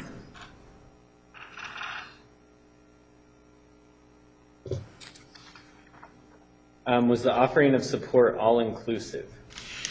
Yes. In the realm of prostitution, body rubs, those kinds of things you see on Backpage. Well, I can't even speak to that, actually, except that I have met women who actually sell sex, and it's very important to them that the man has the money before they do anything. Objection, foundation, relevant. Sustained. Next question. How much notice was required to schedule an appointment? We did not schedule appointments more than about 2 weeks out because the practitioners did not schedule more than 2 weeks out. And you could say, can I come in this afternoon? And if something was available, you could come in with as little as 30 minutes notice. That's how long it takes to prepare the chamber. Can you explain how the sliding scale for offerings worked? There were people in the temple who'd come from a background in counseling or other types of helping fields where the term sliding scale was used for counseling services or healing services. That phrase was not used uniformly, but some people wanted it used, thought it should be used, and it simply means it's a way of conveying there's a minimum that we would appreciate and the maximum would be nice. I mean, to me, it wasn't my personal policy. There were people who felt that because there was a requested amount, that there would be people who might give more money, but they weren't giving more money because there was a requested amount. So, yeah, I hope that answered it. What would you, or how would you respond if somebody indicated that they felt like you had something that could help them, but that they couldn't afford the offering? You know, there wasn't... Your Honor, if I need some clarification, is that a question that was on the FAQs? Yeah. Okay. All right, you may answer. I'm sorry, so... You may answer. I apologize. Another question? No. How would you respond to somebody if they indicated that there was something that you could help them with at the temple, No. but they couldn't afford the offering? Well, I'm guessing that had to do I with... apologize, Judge. Can we just get some clarification? Is this one of the ones that there was not an answer provided and just a question? Correct. Okay. Can we just clarify that, please? Yes. I am.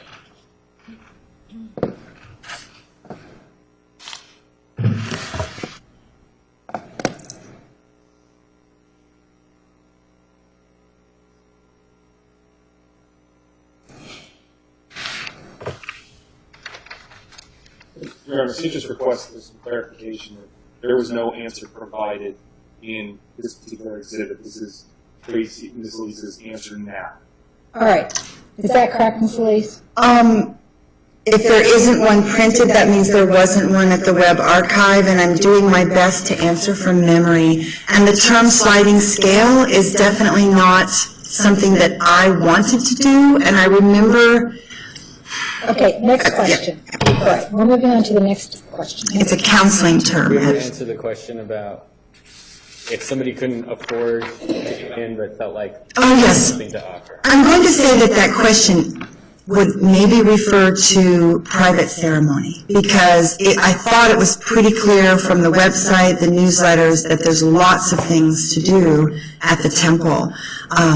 So in private ceremony, what we would generally say, and this may be in the FAQs, certainly there's a lot of emails that would show this.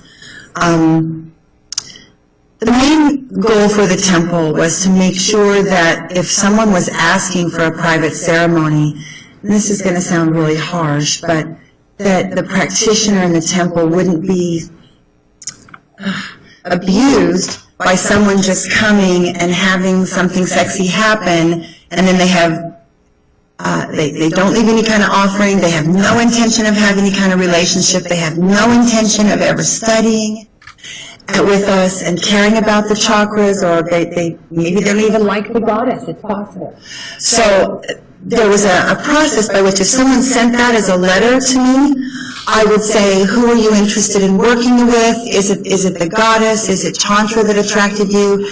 Then they would write back, and then I would approach that practitioner and say, are you willing to do a correspondence with this person? They'd like to come in and see you, and they're indicating, Now, I want to separate this from a person who would just come in and follow the instruction and give a donation from the heart at the end. This is a person saying, I don't have the requested amount, I don't want to be rude, how can I proceed? I believe is the intent of this question.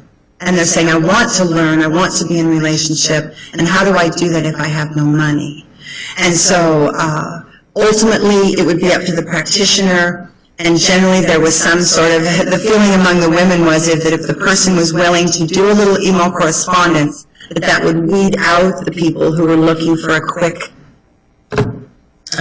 back page moment that they didn't have to give any money for. Really, the religion of Tantra is about weaving. That's the Sanskrit definition. So to give, receive, give, receive. The temple really wasn't interested in having anyone in the building who wanted to just sort of take things and not ever show up in relationship. And that's pretty feminine, too.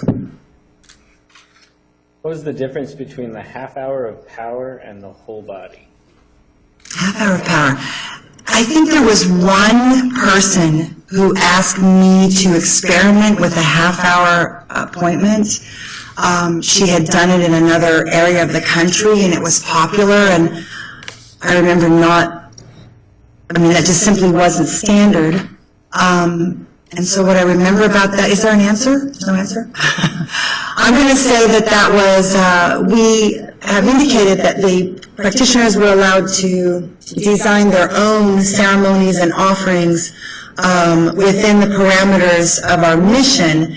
And sometimes people would experiment with a ceremony, a session, and if it was popular, they would keep doing it, and if it wasn't, then they wouldn't. I do recall someone asking to do the half hour, and it was sort of like a recharge on your lunch hour was the idea, that you had an hour for lunch, and you could get to the temple, have this half-hour ceremony, when I would have designed it as 40 minutes, because the human body registers time in 20-minute increments. But the idea would have been to help people who just couldn't get away except on their lunch hour, I believe. And I don't believe that it panned out as a popular thing.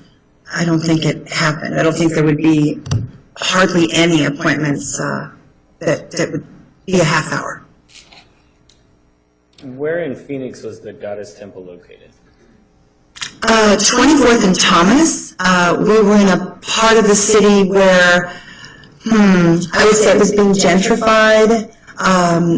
meaning maybe not as much money being spent in the businesses and the buildings, and then maybe a couple years prior to us getting there, there was a neighborhood council. They were sprucing up the neighborhood, calling it Green Gables. It was right off the freeway at the 51 and the 202 at Thomas and 24th. Why did you advertise in the escort pages? In the adult world, the men that seek these services, and I'll even say the women, but I'm just going to address the men, that is the bulk of what we're talking about here. It's very strange. It breaks down into these categories. And there's a category in the adult world called body rubs, and then there's another category called escorts. And the women who work in body rubs are pretty much saying, I'm going to give you some touch and you're going to lay there and receive it. And there isn't as much expectation. Generally, the woman who advertises in body rubs is not expecting her client, her customer, to want to touch her back. There's not a lot of mutuality. It might be just touch with hands, and that's a whole category. And in my experience over the years, that's generally a lot of the partnered men. And then there is the escort category, and those in that world, those gentlemen are seeking something interactive. They might want to kiss. They are looking for something sexy or something more. It's basically interactive. The reason the temple put an ad there is because regardless of which of these categories that you might be in, each body rubs involves relaxation and healing in the body. The magnetic touch tantra, the tantra trainings that have to do with how you are with a partner. Basically, escort category would be where we were doing partner work. Well, in that area, as I already said, many, many men do not have an opportunity to practice. They may not have a partner, and so the temple flows in to be their partner until they have one. Why would you want individuals to plan on spending an extra 20 to 30 minutes in addition to the time allotted? If it was someone's first visit to the temple, they were generally offered a tour, so they understood there was classes, they understood there was socials they could go to, and we felt really strongly that no one should only be able to access the goddess or tantra through these private ceremonies, these one-on-one ceremonies. Did I answer the question? Yes, okay. Would seekers and practitioners be clothed or naked during the session? Our script and our written response would generally say something like, you will be, you may disrobe to the level of your comfort. And it's absolutely true that the women that would visit the temple for healings with a partner or by themselves were always offered a sarong so that they could have an experience of layers coming off, and they might say, I never want that sarong lower than here. I mean, everyone is in control. For the male seekers coming in for private healings, the holy anointing, male or female, is literally loving touch. It's drenching your entire body with this warm oil in certain patterns from the ancient teachings about the star body. So you couldn't stay dressed to do a holy anointing. A whole body healing is kind of the same. The word heal, H-E-A-L, means to make whole, W-H-O-L-E. And so part of the whole body healing is loving touch for the entire body, and we don't leave anything out unless someone asks us to. You can't be a healer without making someone whole, W-H-O-L-E. That's why we are not tantric, we are not therapists, because therapy has protocols and ethics that wouldn't allow you to touch certain body parts. So to be a healer, we must be able to touch the whole body. Now the person is always deciding, you get really good at telling if someone's comfortable and letting go or they're still tense. So that would be up to the practitioner. As far as the women or the male practitioners, what they wear in the ceremonies, generally they would greet their seekers in something like you might see me wearing here. Temple practitioners were asked not to wear street clothes. We wanted them to maintain the embodiment, the persona of the goddess. So they would wear an outerwear attire to greet their seeker. They would look at the seeker form, ask questions about what brought them in, or why did you pick me, that kind of thing.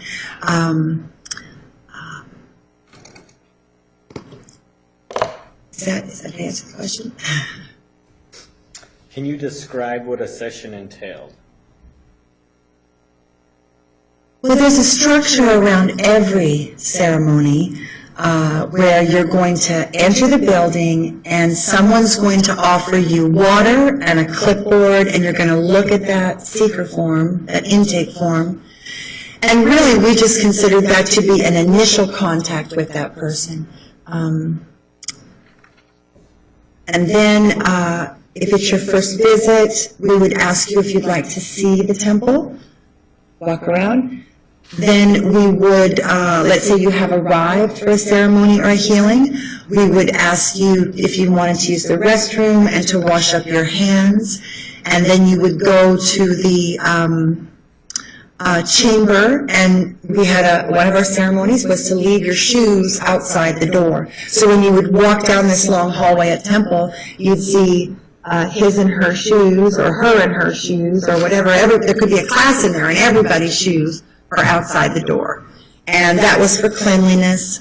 It's a tradition in many Asian Eastern cultures that you do not wear your shoes in an interior space, and you do not wear shoes in a sacred space. We also did that. It would indicate to us that the room was occupied. And the seekers took the shoes off and left it out.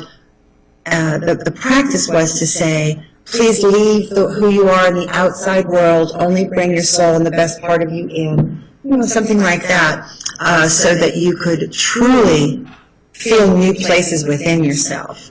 After you got in, you might receive the temple hug instruction in the hallway. Sometimes that would occur because there were chakra charts everywhere.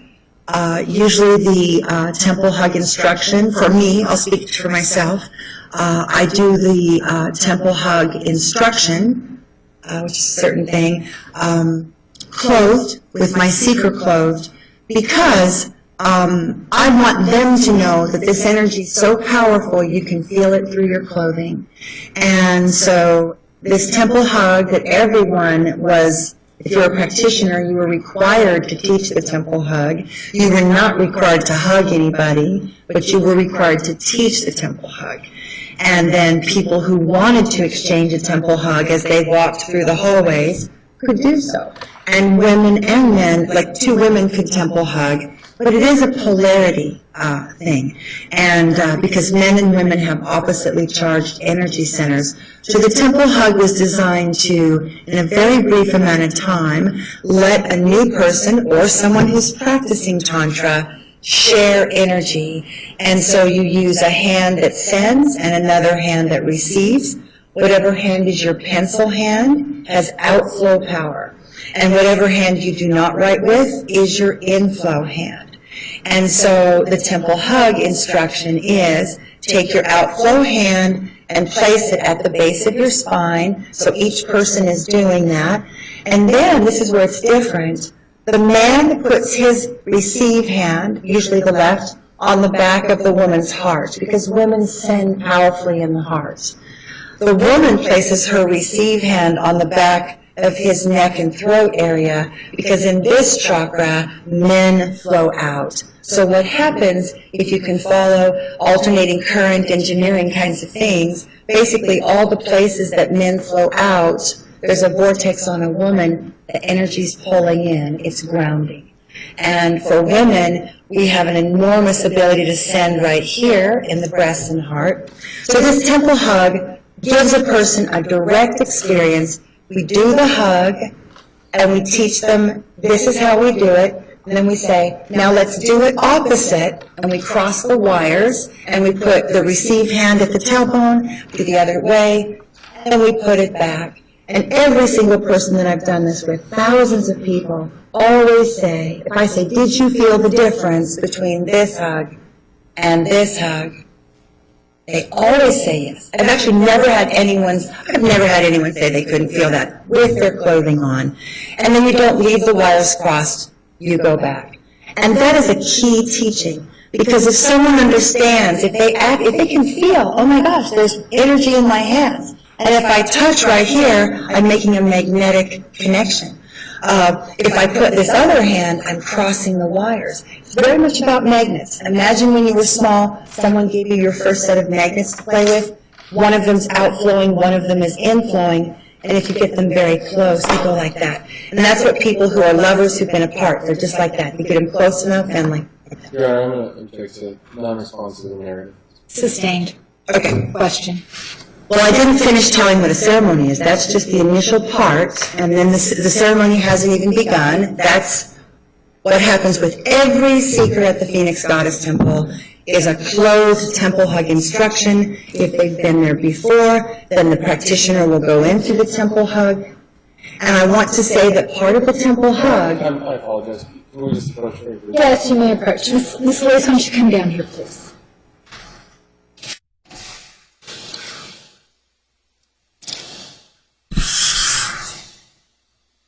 Your Honor, obviously, these are things that Ms. Elise teaches and taught.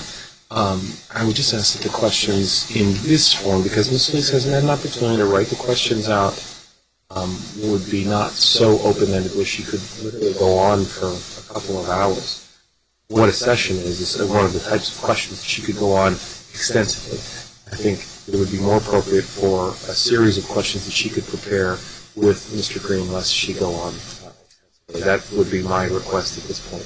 I appreciate that, and I asked if I could demonstrate this, and I was thinking if I can only talk about it now, that's better than nothing. So I was going to go ahead and, since I'm not demonstrating, I thought I'd just try to explain what that is, because it is a key thing that happened. It's a consistent enactment of our doctrine. That's not what I'm saying, Judge. What I'm saying is, it's my understanding this is not the only time Ms. Elise is going to be on the stand, that she is going to get together with Mr. Green and prepare questions. Something like what is entailed in the session is more appropriate for a series of questions and what happens next and what happens during the initial portion, as opposed to something that could go on endlessly, frankly. I'm happy to move on to another question if I can get another bite at what a ceremony is. Well, okay, here's the thing. You can talk about what a ceremony is, but you go off on tangents. And Your Honor, that wasn't a tangent. Every single appointment has a temple hug teaching. Ms. Elise, I understand that.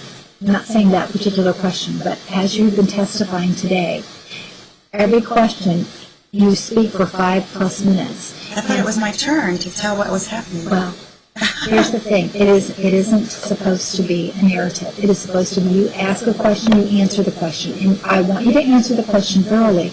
But you start telling stories about things related to your response to the question. You need to stay on topic when you're answering the question, all right?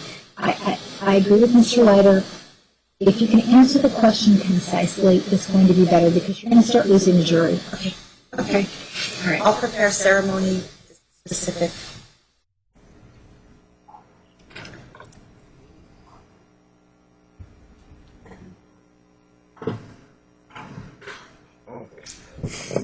You received questions on your website having to do with couples, is that correct? Yeah, yes.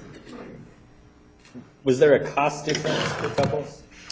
It was basically a couple could choose to visit with one practitioner or two, and if you asked to be with two guides, then it was sort of treated like two appointments happening at the same time. The only difference was that the temple would take one tithe, and so that allowed a discount, a lesser amount to be asked of the couples. And I think what I'm trying to say there is, the part where some of the money goes to the gatekeepers, the stewards, the temple, that part was built in one time, not times two, but the practitioner portion was just times two. And Your Honor, for the record purposes, so the state's aware, we're moved on to a section of Exhibit 236 where there are actual answers to these questions. Okay. What happens in a couples session?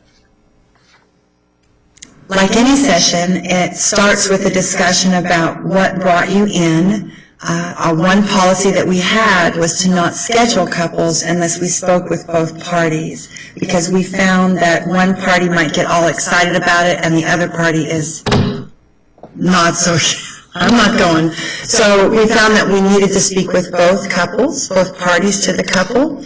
And then I would say the most common type of couple session involved a renewal of magnetic energy, and a number of people came for anniversaries or to celebrate someone's birthday. And the basic session was there would be 2 altars of light set up in a chamber. Let's assume they have a guide for each person, a healer for each person. And we would always put the altar of light next to the mirrors that the lady would be relaxing on, and the gentleman of the pair, assuming it's a male-female pair, the gentleman then can actually see every aspect of what's happening with this lady because the mirrors are there. And we would begin with a discussion of what Tantra is. We'd do the magnetic touching and hugging, swap, do it with the guide, do it with each other, go back. There would then be a disrobing to the level of their comfort, and we would begin the whole body healing, holy anointing. And then from that, we would move into a variety of hand positions which activate the energy. Generally, the last thing that would happen, the couple would be left facing each other on one of the altars of light or the grand altar if there was one in the room, and they would be left in yab yum, completely relaxed through the anointing, connecting with every aspect of the energy, and then they were the practitioners would bow out and leave them privacy in the chamber. The exception to that would be when a couple would call that are, there's a thing called the lifestyle, and the lifestyle is people who are partnered, but they go and seek adventures with other people. Maybe the word you might have heard is swinging. So on rare occasions, a couple would come in and they were part of the lifestyle, and they wanted both practitioners to remain in the chamber. And from my experience, I actually, on a few occasions, that wasn't my thing, and I actually bowed out. But it might be for other practitioners. So mostly monogamous couples, restoring their bond, amplifying their energy together, and the occasional adventurers. What would be your response when people questioned or indicated that they didn't know which type of session that they wanted, and they wanted whatever would relate to them best and teach them the most? We'd ask them, was there a search word they used when they were looking for us? Or which practitioner did they feel magnetized toward? Were they drawn towards any particular practitioner or ceremony? If they really were just like, I don't know, then they would generally be directed to someone who was known to be an initiatrix. I was one of the initiatrixes, and that would be a practitioner who is very established, has seen hundreds, thousands of seekers. Generally, we would just kind of question, see if we couldn't find something to connect. And I had people come and see me because they saw that I wanted to go to Egypt, and they chose me because they just came back from Egypt. So there was a lot of information to pick a practitioner, but we would help if they asked. All right. Can I have Ms. Elise and all counsel at the bench, please?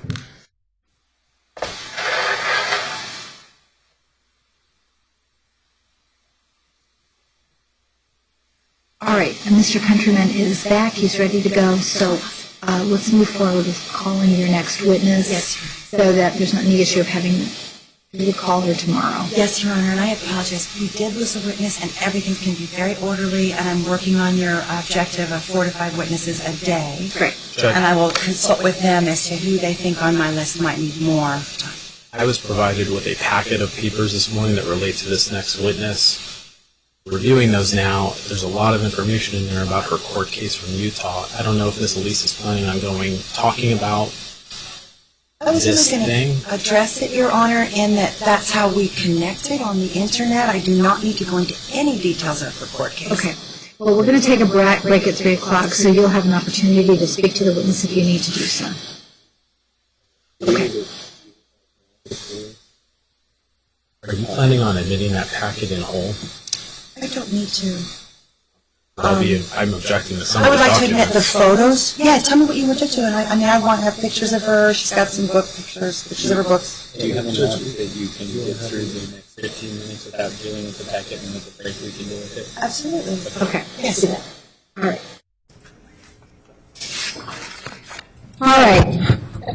We are going to take a break from Ms. Elise's testimony, and the defense may call its next witness. Your Honor, the defense calls Jesse Christian to the stand.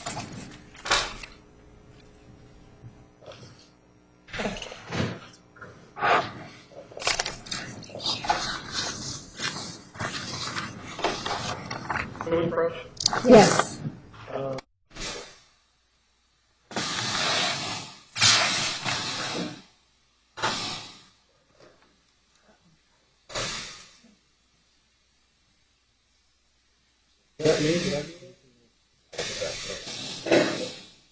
Okay, my client's ready.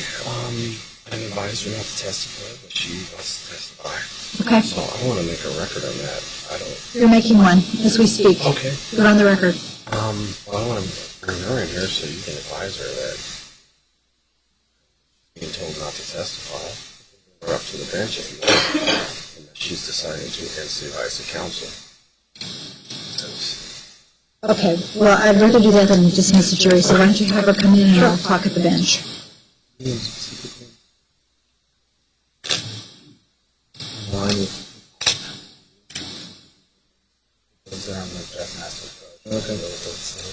Your Honor, I know the state is seeing all of this a certain way, but from our perspective, we are freedom fighters, suffragettes. I know that sounds crazy. That's our perspective. We are the same women do the same thing, and how we bonded was over she got attacked. And I said, I wish I could help. What can I do?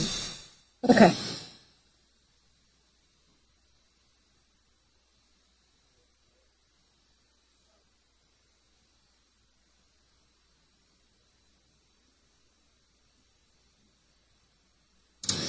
Good afternoon. Good afternoon. Your name is Jesse Christian. All right. Ms. Christian, the court has appointed Mr. Countryman as your counsel for this matter. He has told the court that he is recommending that you not testify in this matter and you invoke your rights, and you are indicating that you wish to testify. Is that correct? That is correct. Do you have any? Against the advice of counsel. All right, against advice of counsel, you wish to testify. All right, do you have any questions for me or for your attorney before we proceed? Any questions at all? No. All right, we're going to have you sworn then. Okay. Thank you. Ms. Christian, right here to be sworn. Oh. No, right here. You spell your first and last name.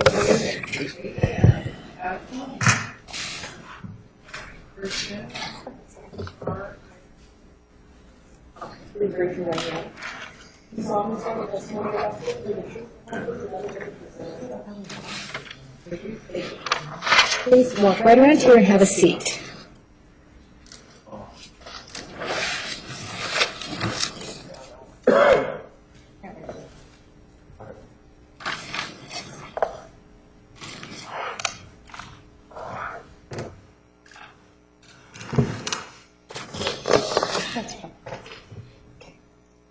Your Honor, I would like to enter into evidence Exhibit 234. I object, Judge. All right, we're going to talk about that at the break. Okay. May I use any of these as illustrations for our conversation? Well, Just the pictures? if it's all been marked as one document, you cannot do so. If you want to break it down into numerous documents,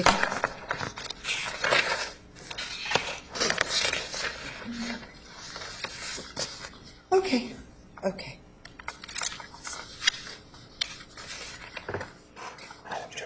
Okay.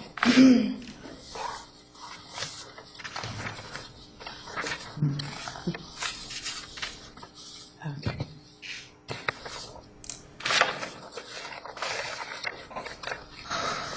Get something else.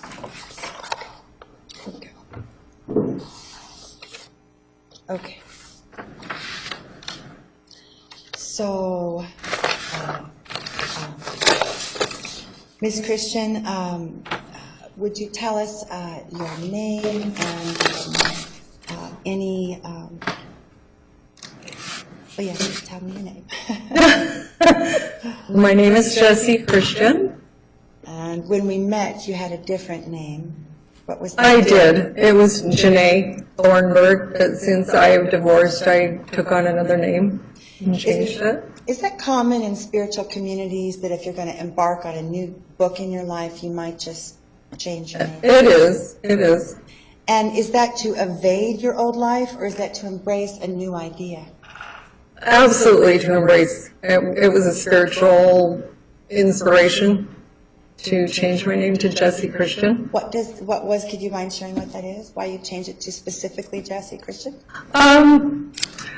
Well, when I got divorced, I didn't want to go back to my maiden name, which was Thorn, and I really had a lot of charges with that, being, thorn in your side and all of that.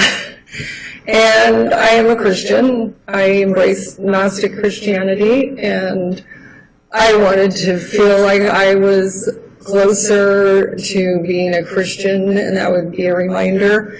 And a lot of people already knew me as Jessie, and I liked that name. Other than Janae, it was really hard for them to remember.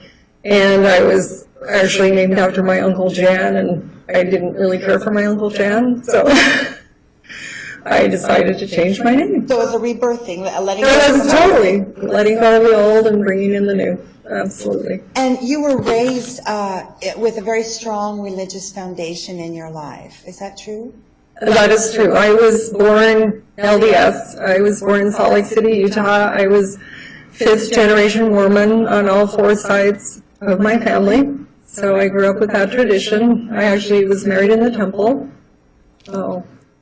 And you actually, like any church and any community, there are people in any church community that are especially fervent for the message. They're not willing to just do it on Sunday. They're really into the message. Absolutely, yes. And you happened to fall in love with someone like that in the beginning, when you were just, your first marriage was with someone who was very zealous about the fundamental aspects of Mormonism. That he wasn't just a Mormon. When we married at first, excuse me. one at a time, please. Finish your question, and then we'll let you answer. Thank you. I was going to ask you about your... My first husband? Yes. Okay. We actually didn't embrace any religion at the time, but then when we had our first child, we decided to revisit our Mormon roots, and he actually had a blessing that told him to investigate the roots of Mormonism. So he started studying fundamentalist Mormonism, FLDS. He embraced that lifestyle, and at some point I became a polygamist wife. And then I started writing books about that lifestyle. And so... And if I recall, you were your partner's first wife, so you were legally his wife. Yes, I was his legal wife. And there was a lot of resistance in going into that lifestyle. And just out of curiosity, what was the status of the other wives? You had two sister wives? Yes, at one point I did. What was their status, since they couldn't actually marry? Relevance to this testimony. So And did you live in Salt Lake City when you were living this sister-wife lifestyle, or was it? No, I was living in Montana at the time. So was there a little, did you live in a town, or did you have, like, you created a little town, or how? Well, at first we lived in a polygamous community, and then we moved. Other people were also fundamental. Yes, LDS. we're part of that church, that religious, yes. Do people on the outside of polygamy view it in a way that those who practice it, do you believe that people who view polygamous relationships, that they don't understand why that is a religious belief of yours? Production relevance. Sustained. Okay. So, did you ever feel judged for that aspect of your faith, the fact that you were living a polygamous lifestyle? Did you ever encounter judgment or? Oh, of course. My family were very traditional Mormons, and they were not in approval of my lifestyle at all. Okay. And so you lived that life, and how many children did you have in that sister-wife situation? I had 11 children. I lost a child due to the complications of whooping cough, so I do have 10 living children. Were those all your children, or some of those were your sister? No, those are all my children. So you're a biological mother of 11 children. Yes, I am. And then, so your spirituality is rooted in fundamental LDS, and then what happened? Because you had gone pretty far into living a very pure lifestyle as prescribed by certain. Actually, I really didn't embrace the whole Mormon fundamentalist lifestyle. I had started my yoga training, and I was embracing Eastern religion. I was doing meditation. I was doing yoga. I was studying the ancient art of activating Kundalini energy and chakras and all of that, which to me, it was a more pure spiritual path to God, and I had an awakening, and I felt very reconnected to God. I didn't feel I needed to submit myself to an outside authority, and I was guided. I felt very guided in the path that I was on. I became a writer and wrote several books about my experience in the polygamous community, living off the grid, having sister wives. It was a very interesting lifestyle. Yes. And so at what point did you sort of tip over and leave that lifestyle and become a healer? There's some place in there where you transitioned into being a full-time healer. I had a vision. I went and did some shamanic work. I did a vision quest, and I felt that I didn't have an open vision, but it was very profound, and that I needed to go ahead and walk a more spiritual path. And I felt that I needed to leave the relationship because it became physically and emotionally abusive to me at a certain point where I demanded equality. Could we stop there for a moment? You said something about, that you did religion that was telling you what to do. What do you feel that the aspect of being told what to do in religion, was that coming from the Father knows best side of the religion, that like the men should have the last say about how things are? Well, Mormonism is based on a patriarchal hierarchy. They have the president of the church, and then the bishop, and then the husband, and then the wife and the children. So it is a very hierarchical order.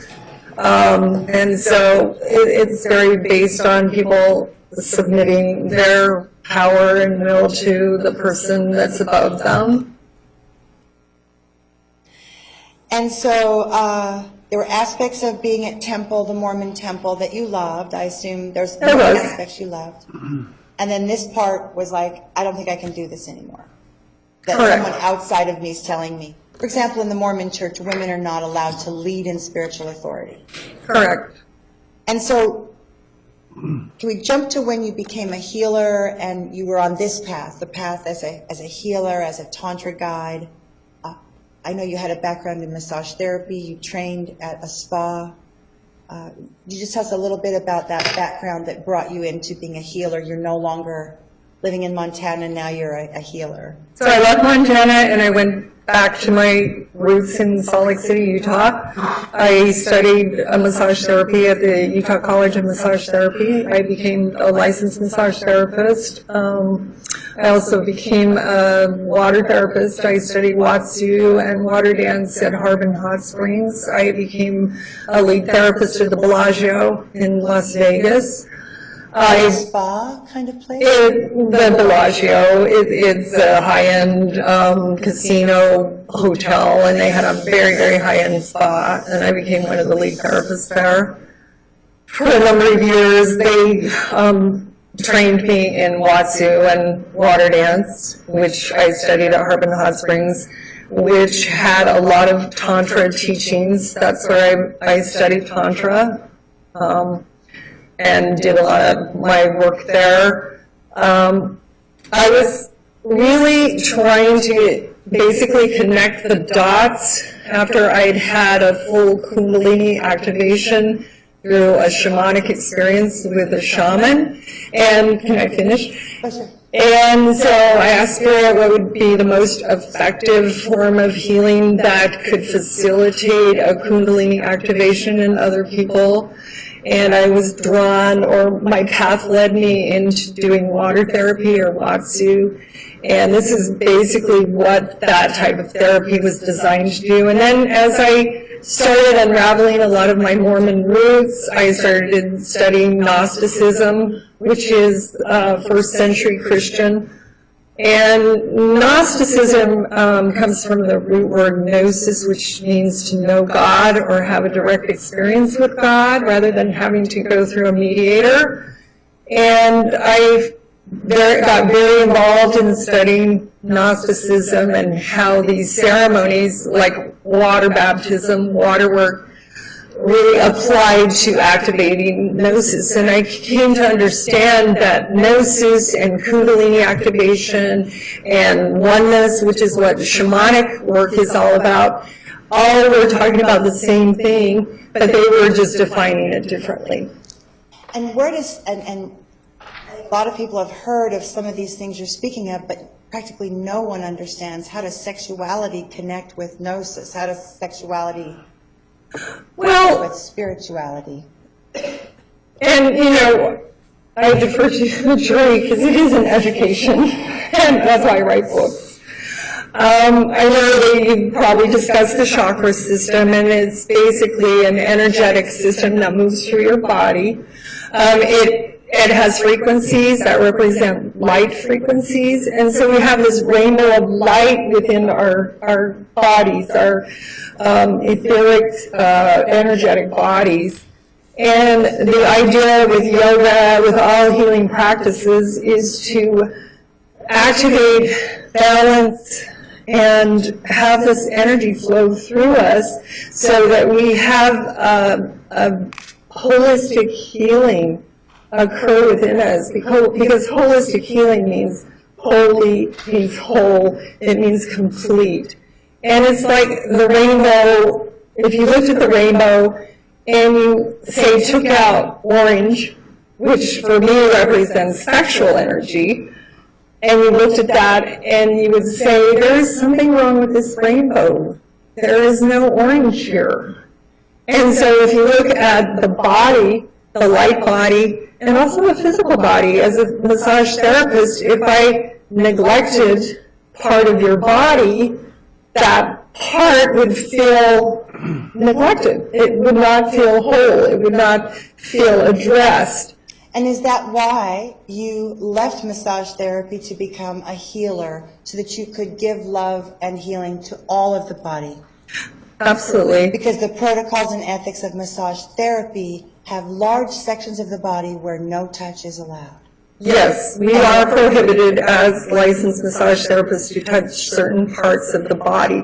And that's why I became a minister, and it became part of my healing practice as a minister, as a healer, and left that world behind because I really because of what I knew about the energetic body, I felt that I had to address the whole body and do whole body healings. All right, we're going to take the afternoon recess. Ladies and gentlemen, 15 minutes, please, 15 minutes, and please limit your break to 15 minutes today. Thank you.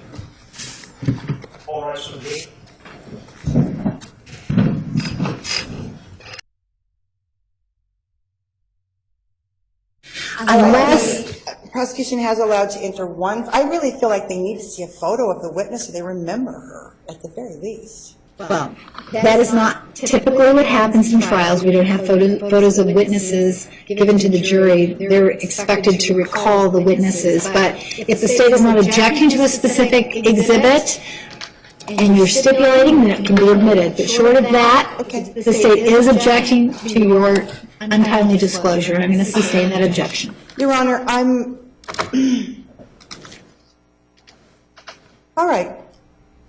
If it has to be in here, or it has to be in the 250-page statement about my church and all the people in it that was filed in September of 2013, I will work from whatever's here, what they took from the temple, and what was disclosed along the way. I'm willing to do that.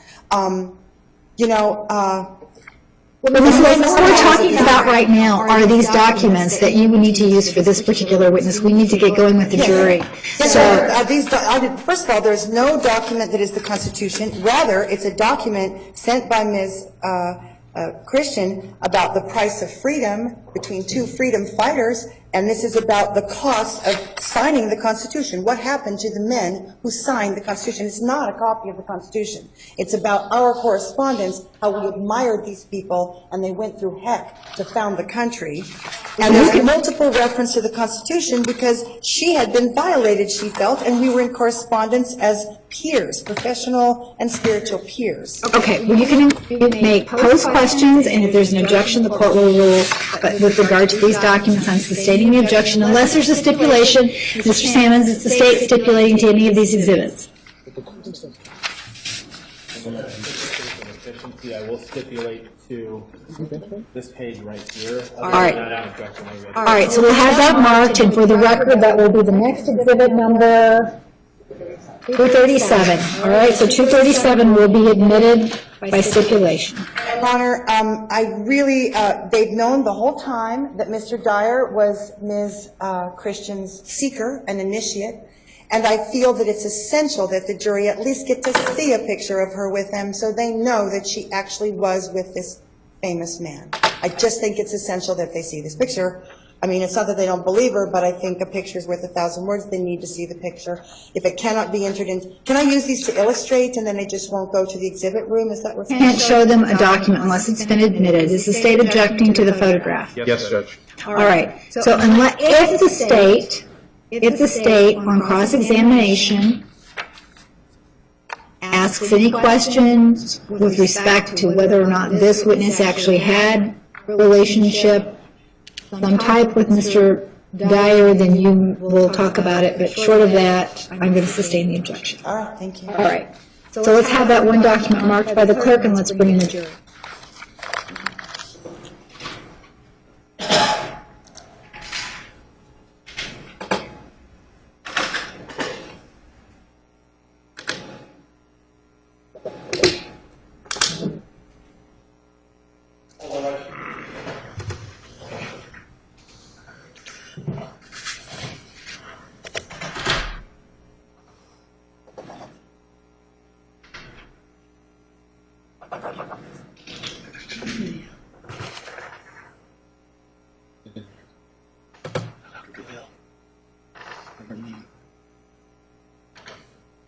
Not an MD, but he's an LC. He lives in Arizona. No, I'm definitely not now.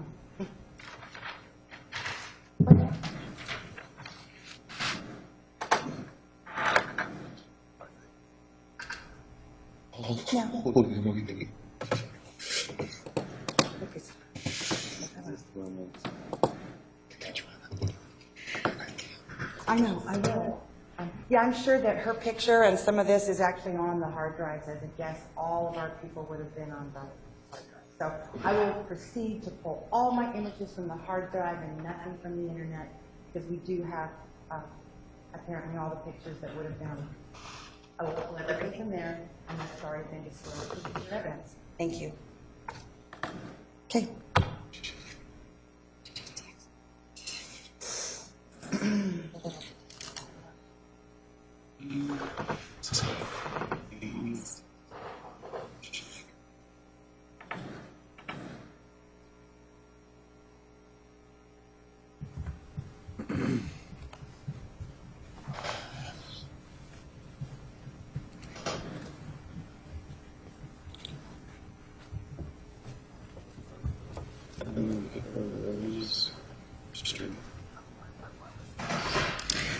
All right, please be seated. The record will show the presence of the jury, the defendant, and counsel. Ms. Elise, you may continue.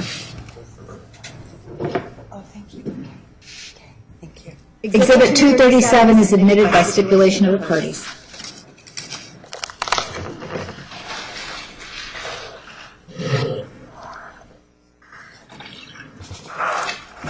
Your Honor, I would like to admit into evidence Exhibit 237.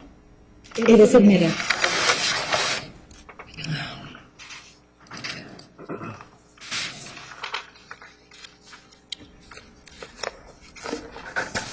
So, Ms. Christian, do you recall the first time that you and I spoke? It would have been in 2010 sometime?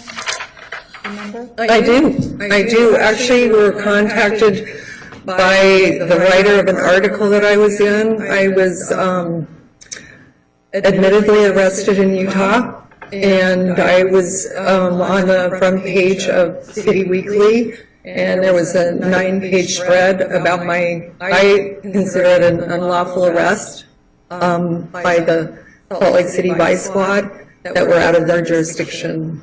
And then you saw the article and contacted me through the writer, Jesse Fruworth, who contacted me, and then I called you. And you were very supportive of my case, very concerned, and we became we started a conversation about it, and you were very supportive of me going through my trials there in Utah. And that was your Heartsong Healing Center? Yes. And to be clear, you had a aromatherapy, massage therapy, healing center. Correct. And within that healing center, you also had the Church of the Gathering of What is Real. That is correct. So people could come as a customer and do therapy, massage therapy conducted in the manner prescribed by the Board of Massage. Correct. And if they felt, they saw, how would they know that another type of ceremony was available at your place? If they came for massage therapy, how would they know that other types of ceremonies would be available? They would ask, first of all, I had a pool there. I had established a Watsu pool. My intention with the Heartsong Healing Center was to incorporate some of the Harbin style of Watsu, which was done clothing optional. That's how I was trained in Watsu and Harbin. And so we finally decided to have a clothing optional aspect of the spa. We had a tanning bed, we had what we call a relaxation station where people actually had to get nude. And so I taught, well, to go tan. One at a time. But you need, they had to get. Well, when you tan, you normally take your clothes off. We had a jacuzzi there. We had a very private area, and so being a naturist, I was a card-carrying naturist, and I wanted to have the option of people that wanted to have the clothing optional aspects of the spa to have that available. And so as I talked to an attorney who was one of my massage clients about how we could do this legally. Sustained. Okay, so let's move on. You had this beautiful healing center, and you also had received advice about, you had a very specific ceremony that you had designed based on your training and your life experience and your spiritual practices. And I remember when we first spoke, you said something about, well, holy anointing is an ordinance in the Mormon church. That's The correct. application of oil to the body Absolutely. is considered an ordinance. What does that mean, it's an ordinance? What's the word ordinance mean in that use? Well, in the Mormon temple, they perform different spiritual ceremony, I guess would be another word to call it. Baptism was an ordinance, laying on of hands was an ordinance, washing and anointings in the temple were ordinances. I went through the temple and I embraced a lot of the spiritual aspects of the temple ceremonies. I was washed and anointed by a temple worker. It was a female, and we were unclothed, and we did the washing and anointings with each part of our body was blessed and anointed with light. So this idea that the body is holy actually came from, one place it came from was from the Mormon church. Yes. The body is holy. Yes. And that we have light within us.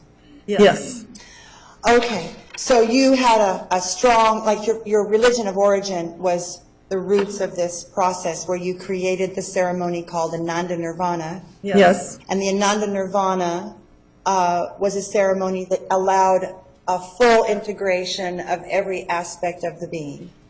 Yes, it was a spiritual, physical, emotional, all chakra healing, that we would call it. The state is very upset about things happening in the red ray, the red chakra area. You said orange, different systems for chakras. But this part of the body, the state is very focused that sex conduct occurred. However, when you're a chakra balancing practitioner, you're actually concerning yourself with all seven and not just the red ray. Is that correct? Correct. Actually, Tantra means energy weaving. Basically, the whole focus of Tantra is to activate and balance all of the chakras so that we're available to energetically weave with each other on all seven chakras. And that was my teachings. I also taught classes about chakra healing, Kundalini, and Tantra energy awakening. I did teach a 10-week course on that at Heart Song. And you had a course, we'll get to that. Okay. So you're there at Heart Song, and you believe, you've checked with the lawyer, you're comparing what you're doing with the ordinances of the Mormon Church. Correct. We were doing the aqua dance is the baptismal activation of gnosis, which was a very ancient ceremony as well. And that was what I introduced as the baptism ceremony, and the laying on of hands was known as the Ananda Nirvana. Thank you. And let me ask you a question that must be coming up for everyone. So you had described these holistic healings that we've heard of before, maybe. And then we talk about that suddenly there might be, a gentleman might have an erection, that energy might be then very strong in that one part of the system. So is it possible to make someone, is it possible to have a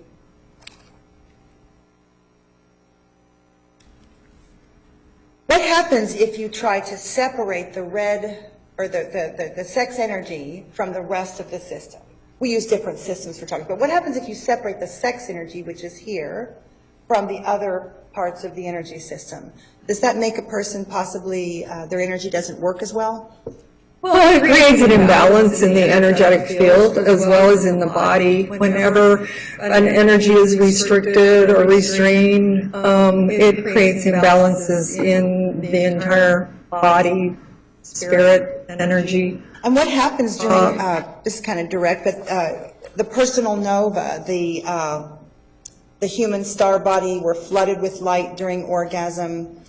What does that do to heal or make whole? Can you comment on orgasm as a healing event, or orgasm as, let's comment on orgasm as an aspect of putting somebody back together if they're feeling separate. Well, what we really focus on is balance. A lot of people are active or underactive in each of the chakras, so the focus really is putting each chakra into balance. If a man hasn't had any kind of sexual experience, of course he's going to be holding a lot of energy in that particular chakra. Just like if people don't speak their mind, they're going to hold energy in their throat chakra. Or if they're not have their heart open with love, it's going to create an imbalance in that particular chakra. And so really the purpose of a minister, therapist, healer is to release whatever is blocked in the body and create the balance in each of the individual chakras so that it can become holistic and whole. And that's really the purpose of a holistic health practitioner, is to create wholeness and healing. And holy actually comes from that word whole and sacred. So it is a sacred act. It's done in a sacred way. Thank you.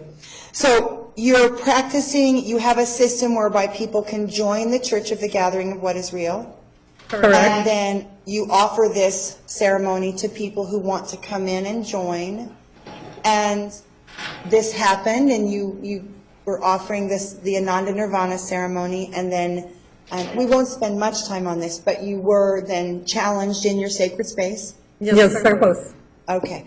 And then you felt, so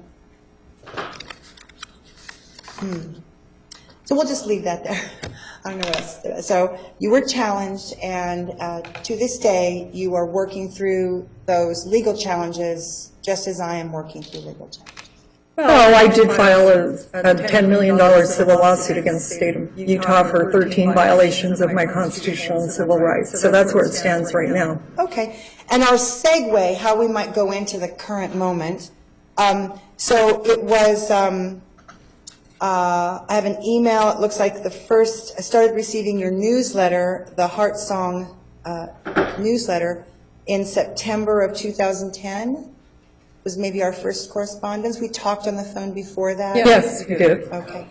And you mentioned what had happened, and then you sent me a copy of the story of what happened to Heart Song Healing Center, and then also a plan for the Rainbow Light Healing Centers. Correct. Okay. So you and my story is on the internet if anybody wants to research it. It's public knowledge, so I'm not trying to hide anything. Right. So, Excuse me, I will let the jury know that your admonition prohibits you from doing any research, as I know you are aware. You may continue. Oh, I am sorry. perhaps later. Okay. Okay, so we shared this idea. You called it the Rainbow Light Centers. I was maybe calling it magnetic tantra, but we were both talking about the human rainbow body, the human light body. Exactly. So we had that in common, this chakra thing, and we also had this in common that we felt the sacred feminine should take the lead in healing, and in particular sexual healing. Yes. Or full spectrum integration. Well, I think the women are stepping forward to doing this healing. I think men should be available to heal women as well. Yes, and the temples, your space, the healings could go both directions. Absolutely. My partner actually was doing tantra work as well. Okay. And so you mentioned that that I was on your newsletter list, and then you talked to me about that you sent some pictures of your family, and then it says that in late September you were beginning to move on your case. So we were corresponding, and I was giving you encouragement. Correct. Stand your ground. Is there anything I can do? We spoke of that I would be happy to be a witness if that would help. Correct. And there were discussions of prayers and lighting candles because you were going to court. Right. I had a congregation of over 500 people that were on my internet, and I was doing newsletters regularly to keep them apprised of my case. And you happened to be on my congregation list. Yes. And then One of those emails starts, "You shall know the truth, and the truth shall set you free." You remember sending a very long email, June of, let's see here. I apologize, this is 2011.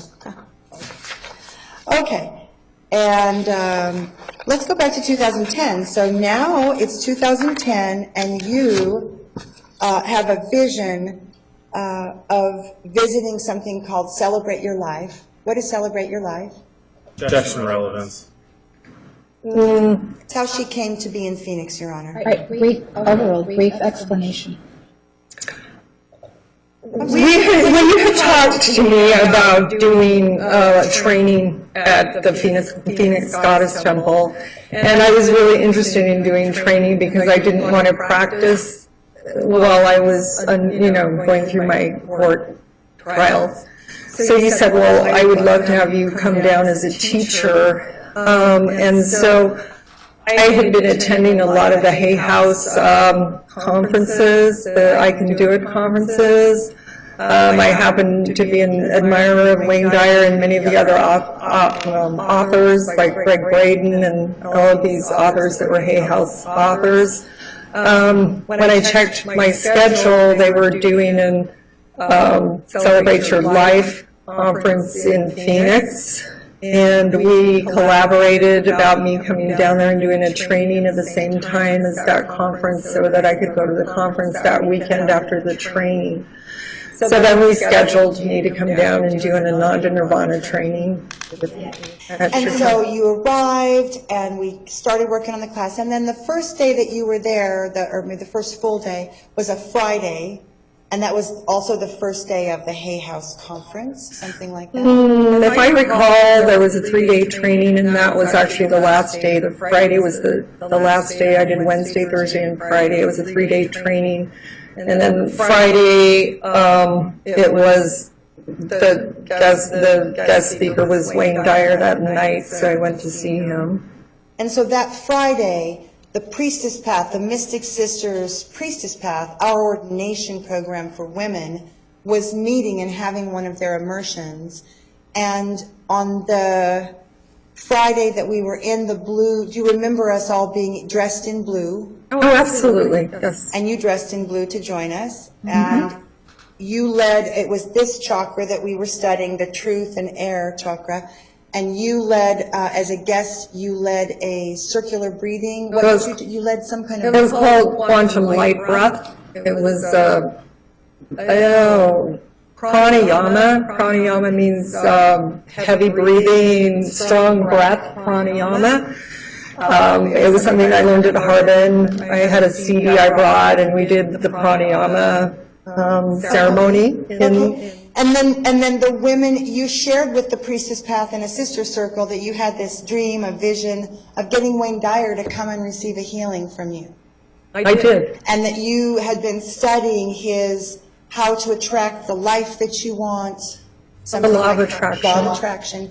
And so we kind of did a ceremony and a little prayer. Does that sound right? Yes. And the women of the temple, the priestesses, supported you in believing that you would be able to go down to that conference and come back with this spiritual superstar named Dr. Wayne Dyer. Yes. And the temple, do you recall that the temple put aside a little bit of money for fresh flowers because it was really our first VIP? We were going to dress up the place more than normal because we thought we had a VIP guest. Correct. Okay, and then the next day you got up and went down to the conference center, and what happened? Well, Friday night I actually went to his lecture. I was quite tired after teaching 3 days, and it was very long, but he did give 7 steps to obtaining what you want, or the law of attraction. So I wrote down those 7 steps. I came back to the temple. I was staying in the Egypt room, and I actually did those 7 steps that Wayne Dyer had indicated that they were very powerful. So the last thing I did was visualize him doing a ceremony in the Egypt room at the Phoenix Goddess Temple. Well, miraculously, the next day, I ran into him while he was waiting on the elevator, and I invited him to do a ceremony with me at the Phoenix Goddess Temple, and he told me his exact words were, "I love Tantra, I would be glad to, I would be honored to." And so then he had a gap in his schedule, a certain amount of time, and you offered to give him a ride to come to the temple. Yes. And then after he agreed to come to the temple, you texted or phoned the temple to say, yes, he's going to be there. Yes, I called you immediately and said, "Tracy, our prayers have been answered. Dr. Wayne Dyer is coming. Please prepare the Egypt room so I can do ceremony with him." Yes. And it was also another immersion day, so the priestesses were in indigo. We'd gone from the blue ray to the indigo. So we were still dressed in blue, still in the blue room on Saturday. Okay. And do you recall that I greeted Dr. Dyer while you went to do a few personal preparations? And he was given a temple tour. We walked around the temple. Correct. And I gave him the temple hug, which is customary, and taught him how to do that. Judge, this is all leading. Sustained. You do recall Dr. Dyer stepping into the indigo chamber where the priestesses were meeting and spending about, I don't know, maybe 10 minutes just talking to us and us honoring him for his work. Yes, you were very welcoming. Yes, you rolled out the red carpet. He was very impressed. We gave him a tour of the temple. It was lovely. And then you had, retreated and had your ceremony with Dr. Dyer in the Egyptian chamber. Yes. And after it happened, there was some excitement with all the women because he was such a high-profile and widely known spiritual man. There was a great deal of excitement. You recall that? For the I don't know, because I was excited myself. To be honest with you, he was one of my favorite authors, so I felt very privileged, and it was beautiful, wonderful. Do you recall that this was the mystic third eye, and that the priestesses felt that we had been honored by the high priest of telling your truth? There was something about that we felt. Rephrase. Okay. Do you recall us? There was something specific about Mr. Dyer's career that the women in the blue ray were excited about. Do you remember what was specific about his career and the indigo blue? How he was. Okay. Well, we had talked about having different people represent different chakras, and so we thought it was quite interesting that Wayne Dyer, who was so into speaking his truth, would be there during the Blue Ray part of your teaching or training. So it was very synchronistic. It was miraculous. What can I say? Okay, and then after that, let's see, we continued to correspond through email, and our general topic of conversation, here's an email from June of 2011, court updates, we the people.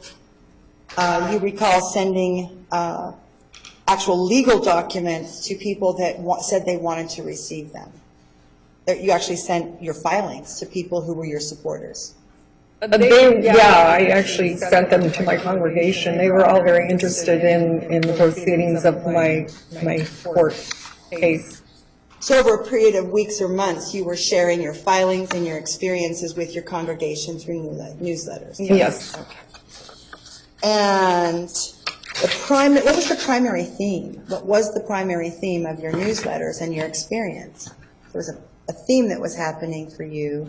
Well, I believed in the right to people to obtain this type of healing, this spiritual, physical healing. I'm a proponent of holistic health care. I did many healings with particular practitioners. I call them practitioners because we practice Tantra. Especially with Wayne Dyer, I continued to be his personal therapist until he passed away. He also went on my green coffee enema regime and cured his leukemia.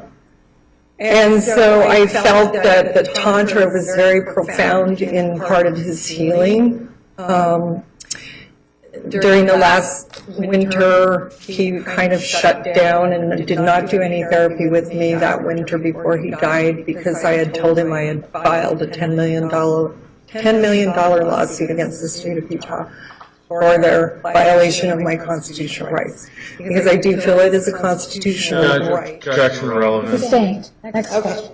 Okay, thank you. So, and then after that, there was an email between yourself and me requesting a good, honest constitutional attorney, and we corresponded about the need for... Judge, I'm going to object to this entire email. Sustained.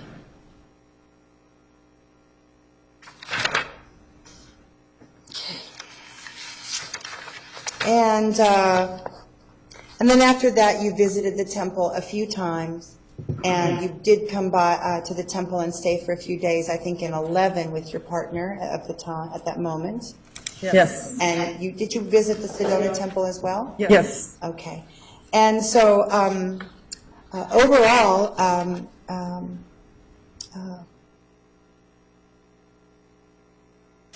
Ms. Christian, why do you continue to take this stand when society is so obviously pushing back and telling you, you can't do that? Why are you taking this stand with your case in your life? Objection relevant. Sustained.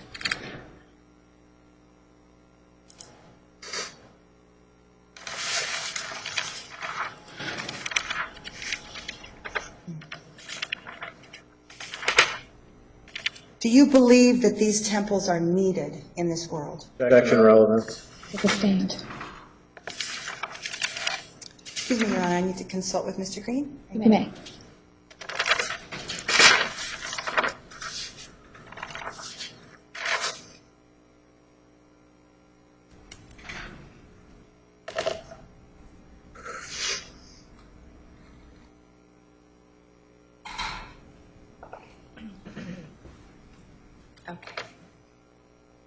Kind of getting back to the main idea, at least by the juries here, the state, is the concept of sexual conduct for a fee arrangement. Did you ever, in your practice, offer sexual conduct for a specific amount of money? No. And when you did your ceremony with Dr. Dyer, that was a gift from your heart to someone you really admired. Oh, absolutely. And the temple said, we don't want to receive a tithe. We're so honored to have both of you here. Is that correct? Correct. And so, and then you did, as you drove him back to the conference, as he was getting out of the car, what happened? He thanked you, Dr. Dyer always gifted me with a large amount of money because he felt that my healing was worth that. He said it was the best healing he has ever experienced, and that's why he continued to use me as his therapist while I was in Maui. So I did go to Maui in the winter, and he did. Yes, I never asked for any money, but he would always pay me because, of course, the whole body healing, massage, Yeah. In our society, money is a sincere form of appreciation, isn't it? Yes. If you give someone money, you're actually appreciating them. Correct. Okay. And are you continuing to live your life by these principles of energy healing, chakras, the sacred feminine, shamanism? Absolutely. I've written books. My latest book is Secrets of the Ageless, which is all about healing all of the energy centers of the body. One of the chapters is on chakras, and another chapter is on sexual healing. sex is a very great tool to heal our bodies. Orgasm is like a organ spasm. It moves energy. It's very healing. Sex has always been known to be very healing. That's one of the chapters of my book that Hay House, I'm hoping, will publish. I was going to meet with the publishers of Hay House to get all 3 books that mentioned Wayne Dyer in them approved, and then Wayne passed away, unfortunately. I'm sorry for that. Your Honor, I don't have any further questions of this witness. Thank you, Ms. Christian. Cross-examination.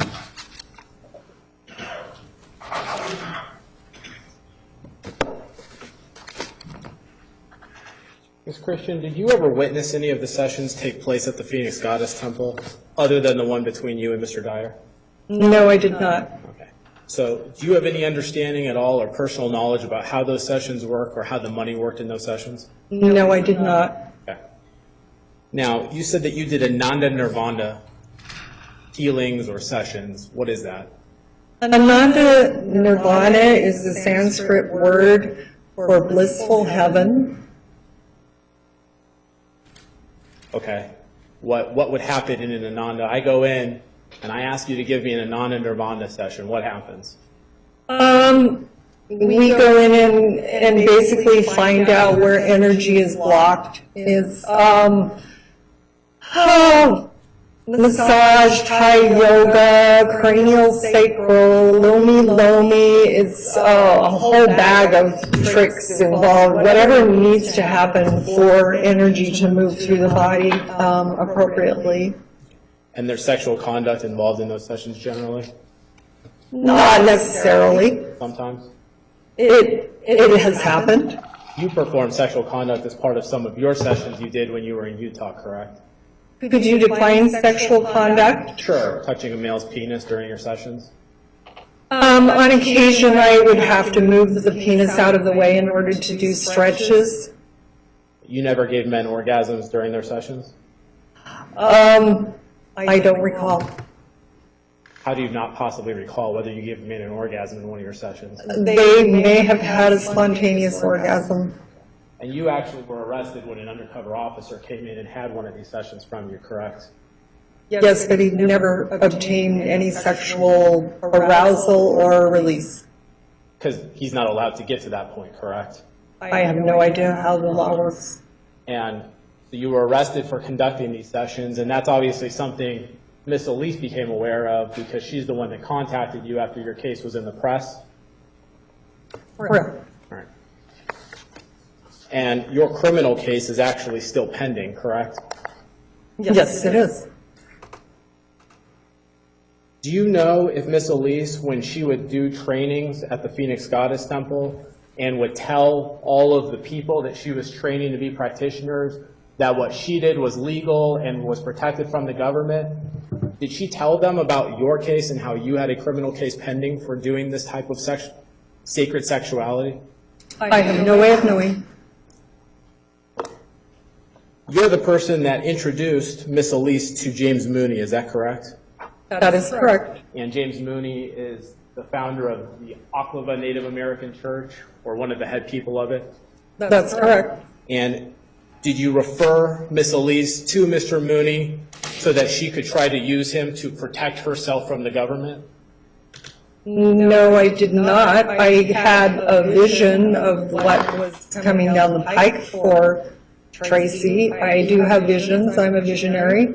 And I advised her that she should look into doing it under a church spiritual aspect and whether or not she had that in place. And the day I told her, James Mooney called me there, and then they corresponded from henceforth. And then they had their own personal, she felt she wanted to join the Oklahoma Native American Church. You said you had a vision of what was coming down the pike for Miss Elise. What did you think was coming down the pike for her? I saw exactly what happened. That she was going to get arrested at some point? For I saw the arrest, I saw all of it. Even before it happened? Yes. And did Mr. Mooney charter your organization as part of the Oklahoma Native American Church at some point? No, I did not meet James Mooney until after my arrest. Maybe I asked the question incorrectly. At any point, did Mr. Mooney charter your organization as part of his Oklahoma Native American Church? I did have a charter with the Oklahoma Native American Church because I do shamanic ceremony as well, and I wanted to be under his church in order to do shamanic ceremony. Shamanism and Tantra and Gnosticism were part of my church, were the 3 pillars of my church. How long had you known Mr. Mooney when he gave you that charter?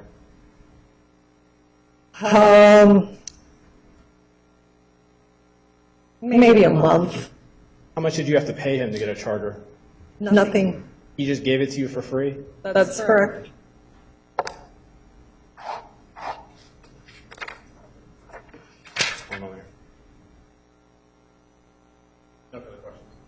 Redirect? Thank you.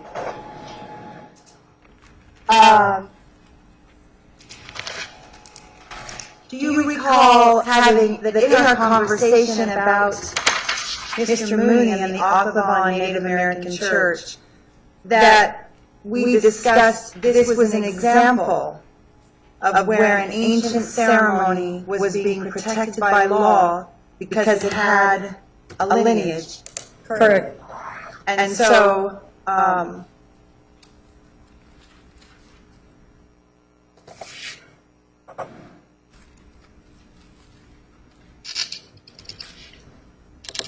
and you told me that you had a vision of the temple being raided by the police. Yes. And at that time, I shared with you that I felt it was my duty to keep going no matter what, something like that? Correct. And you had a lot of concern for me because you weren't sure I believed you. Or your vision. Did I say if I believed you? I didn't want to. Would it be fair to say I didn't want to believe you? Correct. Okay. But we did have that conversation about that vision. Mm-hmm. And it did come true. It did, exactly how I saw it.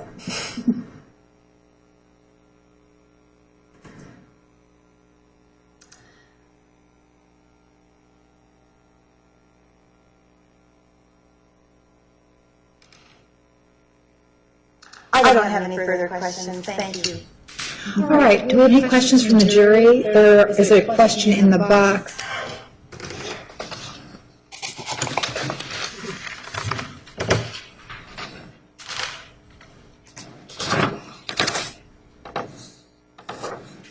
Please approach.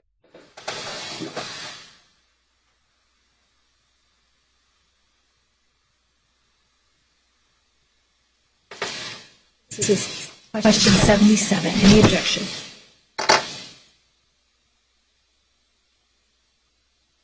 No objection.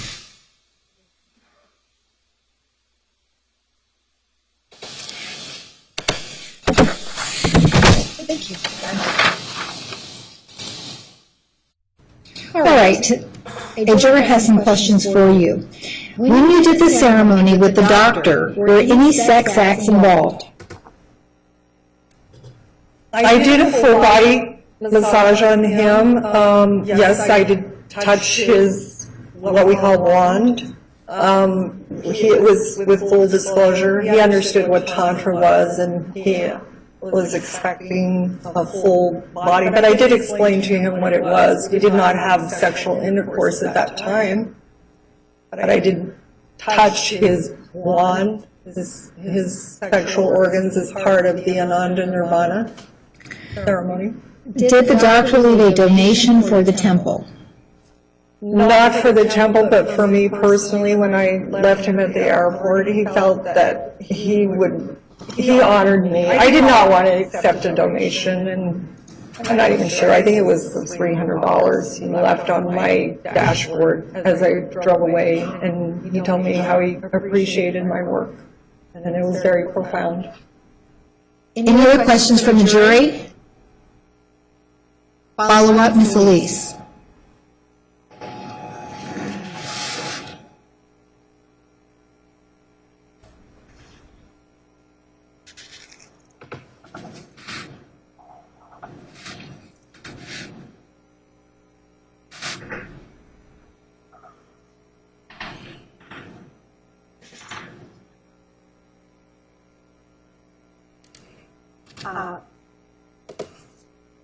Ms. Christian, in your experience, you've met a number of Tantra practitioners at the Sedona Temple and at the Phoenix Temple, and perhaps in other areas of travel, Harbin Hot Springs. Do you agree there's Tantra practitioners all over the place? I'm going to object outside the scope of the question, Judge. Sustained.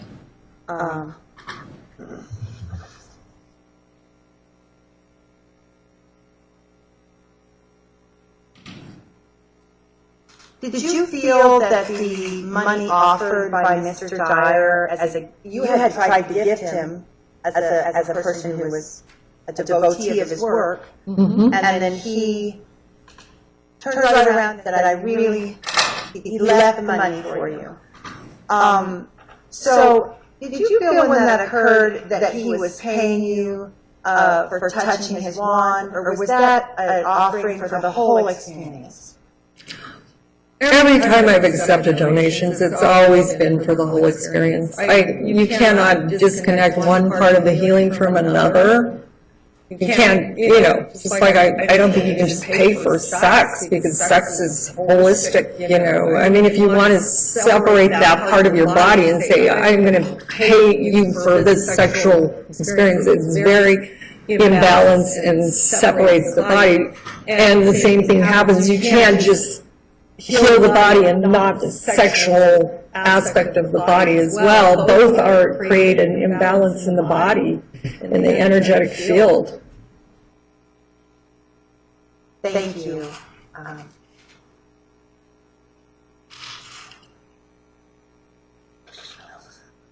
Thank you very much. Thank you. Mr. Salmons, any follow-up? No, Judge.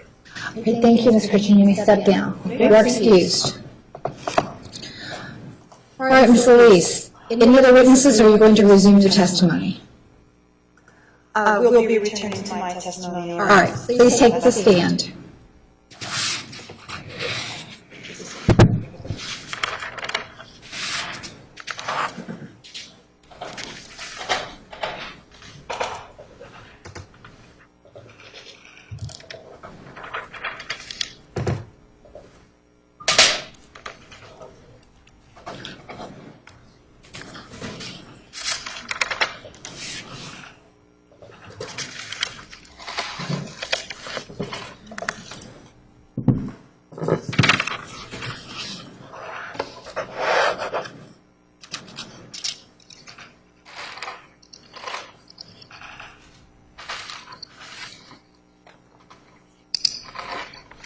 Ms. Elise, when we left off, we were talking about questions that you got regarding couples. Do you recall that?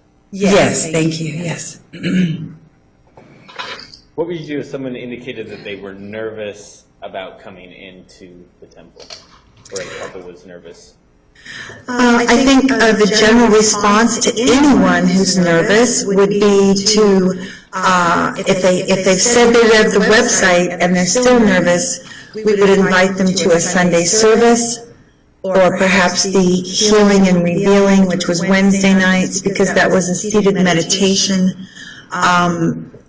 And the Sunday service was a pretty traditional Sunday service, except for that we sat on the floor. So there was also a temple tour available once a week that we instituted sometime in 2011, a standing open house. And I think it was on Wednesday, right prior to the Healing and Revealing, so that you could visit the temple to sort of stop in on a Wednesday as an open house and on Sundays with the Sunday service. So there was 2 opportunities each week to visit the temple, very low, investment on your part with time or anything. You just come and kind of stop in, see if you like it, kind of thing. One of the questions that you received was, our biggest question is how elaborate is the session? We are not looking for any full sexual acts, but would be open to learning the Tantra process on others and by others if you feel that this would help add spice to our relationship. Did that one come with an answer, or is that one? It did. Okay, could we see that? I'd like to refresh.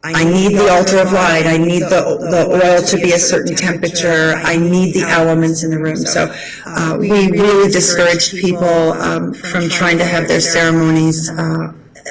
We were more likely to go to someone's home than a hotel, because a home actually does have many of the things we need for sacred space.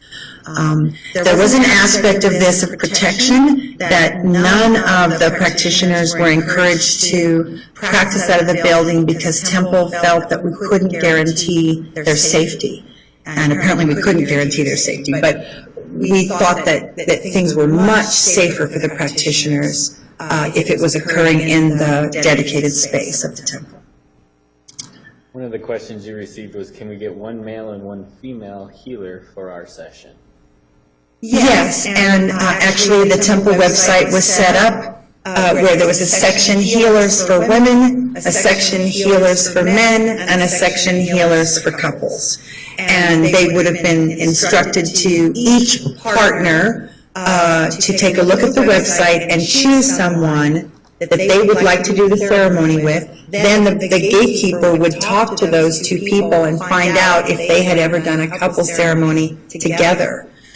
For some couples, it was a big deal to see a Tantra couple who are a bonded couple. And the temple had, both in Sedona and in Phoenix, there were practitioners who were bonded couples who offered ceremonies for bonded couples. There also was always the possibility that the male partner would choose a practitioner, the female partner would choose a practitioner, and that's who the ceremony happened with, because the basic foundations are the same.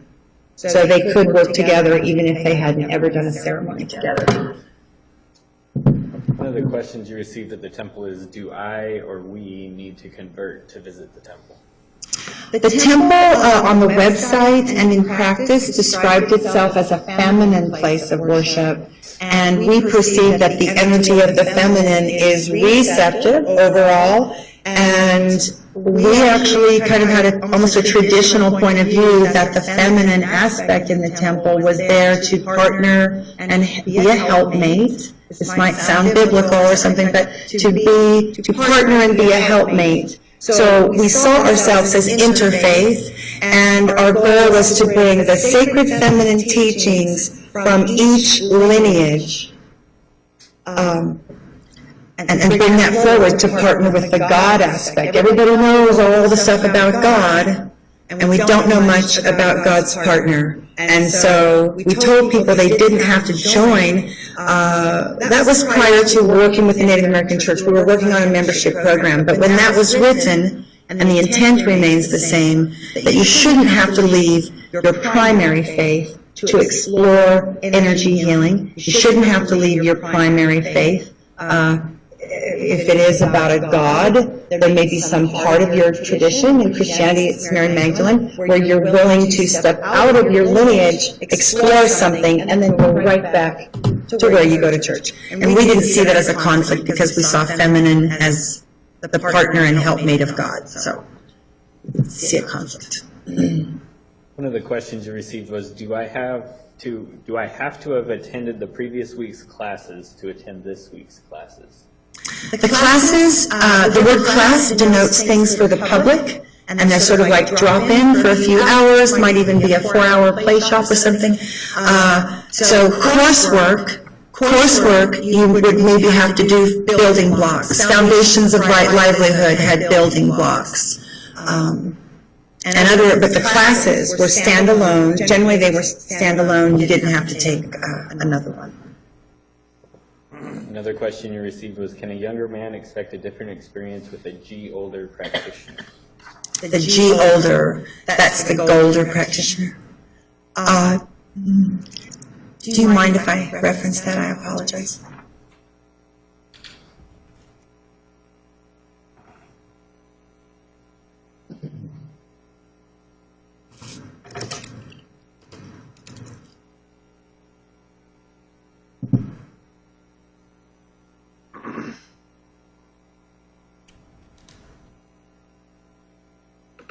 Okay.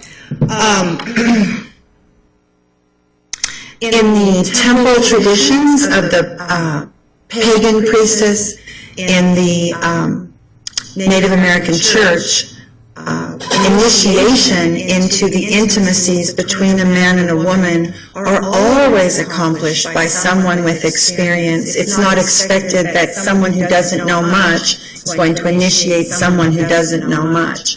You end up with two people kind of fumbling their way through it, which is the sexual experience for a lot of people. What I would say now is that an experienced partner, whether male or female, working with someone who doesn't have experience is a wonderful way to expand your capacity, your skills. And the difference is, we don't want to think about, I don't know, like a dirty old lady hitting on a young guy, or I don't know, like, there might be like shadowy parts of an older person being with a younger person. In the temple, these guides would have a strong integrity in the way they interact. They're not there to get pleasure themselves. They're there to really set someone's patterns, give them an imprint of how things ought to go if things are going well. Because a lot of us don't even have an imprint of what a good experience is. One of the questions you received was, can Tantra help me post-prostate surgery? Yes. The question is probably referring to an ability to ejaculate, or perhaps an ability to have an erection. Prostate surgeries are happening to more and more men, and in my research in 2006, it was 1 man in 6 is going to have a prostate issue. And then I went to the Sacred Sex Roundup in Manhattan, and they announced 1 man in 3 is going to have a prostate issue at some time in his life. And then the most recent data indicates that 1 man in 1 at the age of 72 in this country will have a prostate issue. And so orgasm has been linked to clearing the fluids out of the prostate, and the root energy is, for a man, is outflow energy. And so basically the science, the medical science is that men who suppress orgasm too much end up with prostate issues, and that men who regularly flow, we use the word cultivate, men who cultivate their flow, as we do in the temple, they just have fewer problems. They just have fewer problems. Did I answer the question? Can you help men who cross-dress but have not reached the feelings of relief, pleasure, satisfaction, or acceptance? Wow. When you put out a sign to the world, this is a goddess temple, you just don't know that you think you know what a goddess temple is, and then there's people who see those words and they react from where they are living. And throughout my time as a priestess, I've probably seen about 10 to 15 men, sometimes on a regular basis, who came in with women's clothing, and the ceremony entailed us dressing and me being a girlfriend for them to explore their feminine side. They not only wanted to dress like a woman, they wanted to see if they could feel what it felt like to be a woman. And so, and the thing is, when it doesn't matter what you are, if you're doing something that's different, like I'm interested in dressing like a woman, but I'm a man, there's a lot of judgment in society. And so the temple always provided a place of non-judgment. And in that, another word for non-judgment is unconditional loving acceptance. And so the answer would be yes, that men who want to explore their feminine side, whether dressing a certain way or through energy, that the temple definitely held space for that. And in fact, over the years, we had a number of men who asked to, not a large number, but a number, who asked to attend the female-only sister circles. And over the years, the women determined that if a man was willing to dress as a woman, he would be allowed to enter the woman's circle. if he took that effort to try to even look like a woman, then we would allow him to sit in with us in our ceremonies. One of the questions you received was, do any of your healing procedures require an additional offering of support? Some of the ceremonies, like with an extra practitioner, 2 practitioners, or the Holy Immersion Chamber, I believe that the water ceremony had a small bump that covered heating the water and a special cleaning that had to occur.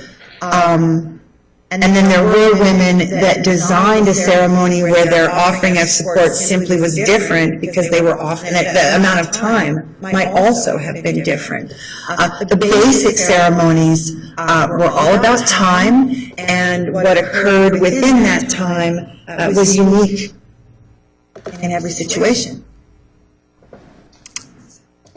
One question was, do you offer prostate massage? Yes. I don't know if I'd use the word massage because it brings to mind, I don't know, certain pictures in our head of what it really is. In my practice, I call the entire process prostate healing, and I think that is what was on the website. Because prostate health is not just glandular milking. The research tells us that a glandular milking orgasm is the best way to prevent prostatitis and prostate cancer.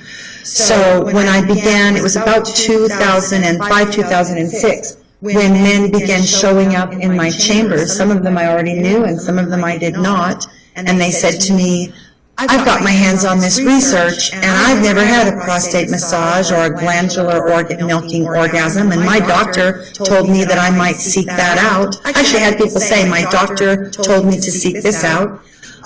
We did offer classes.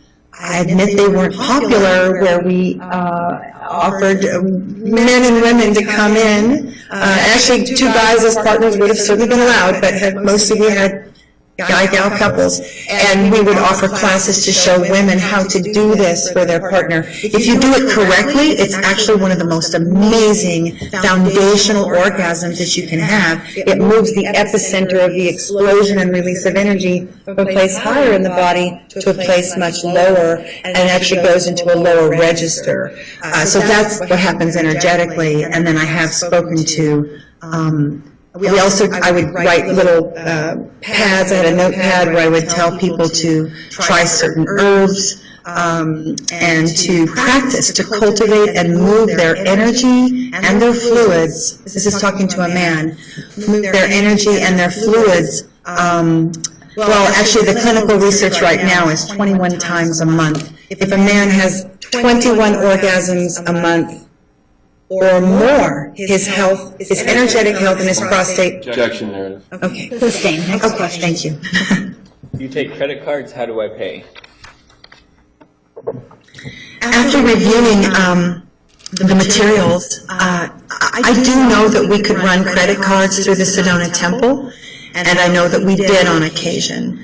I also know that we didn't advertise that we took credit cards.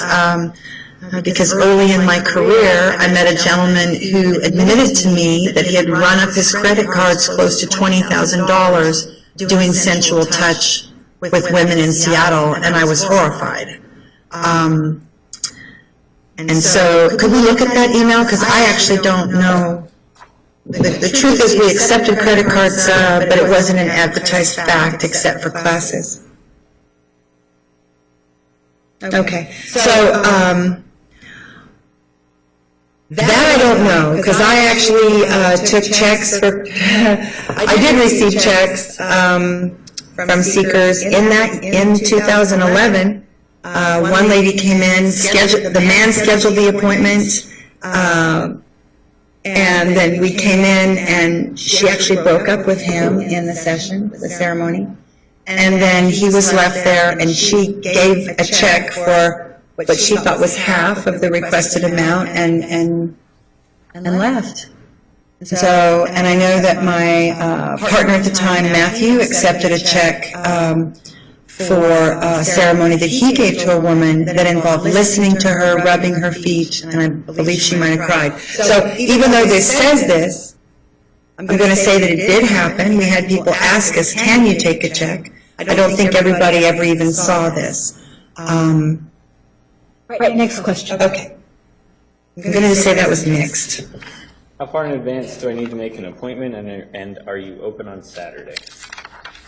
Yes, we were open 7 days a week, and yes, you couldn't, no practitioner was in the building 7 days a week. So you would either choose a day and see who was available, or you would choose your practitioner and see when that person was available.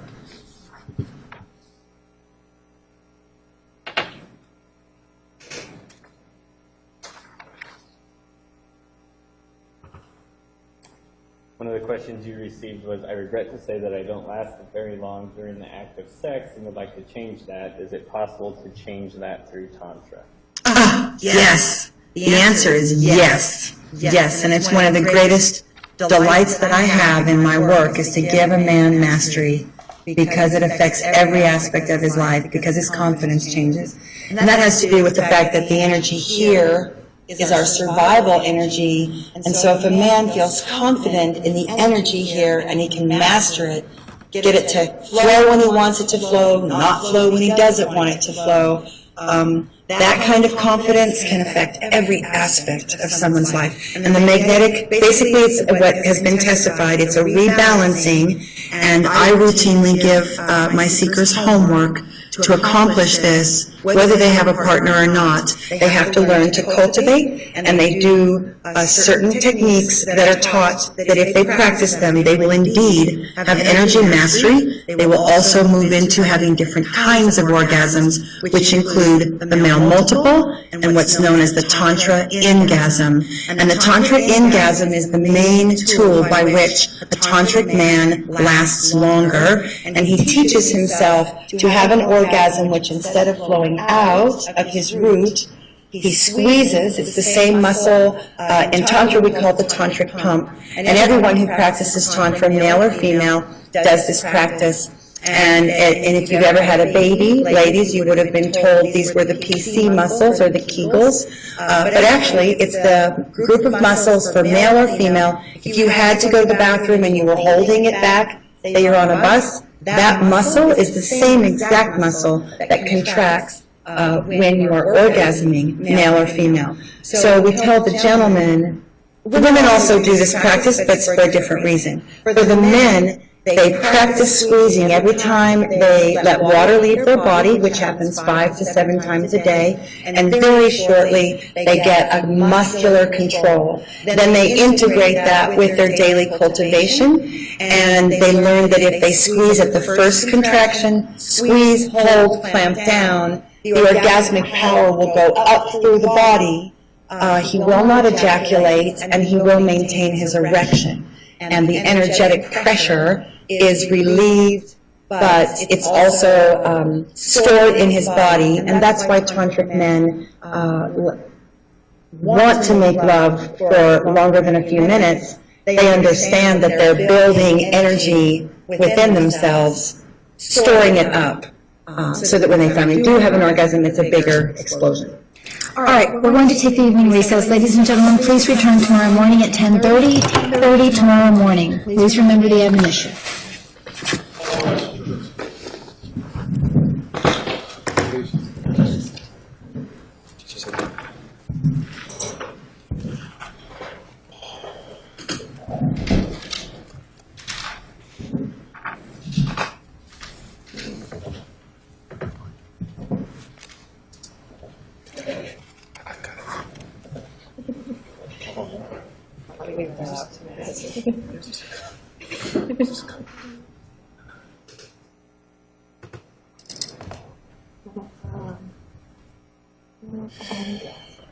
Yes.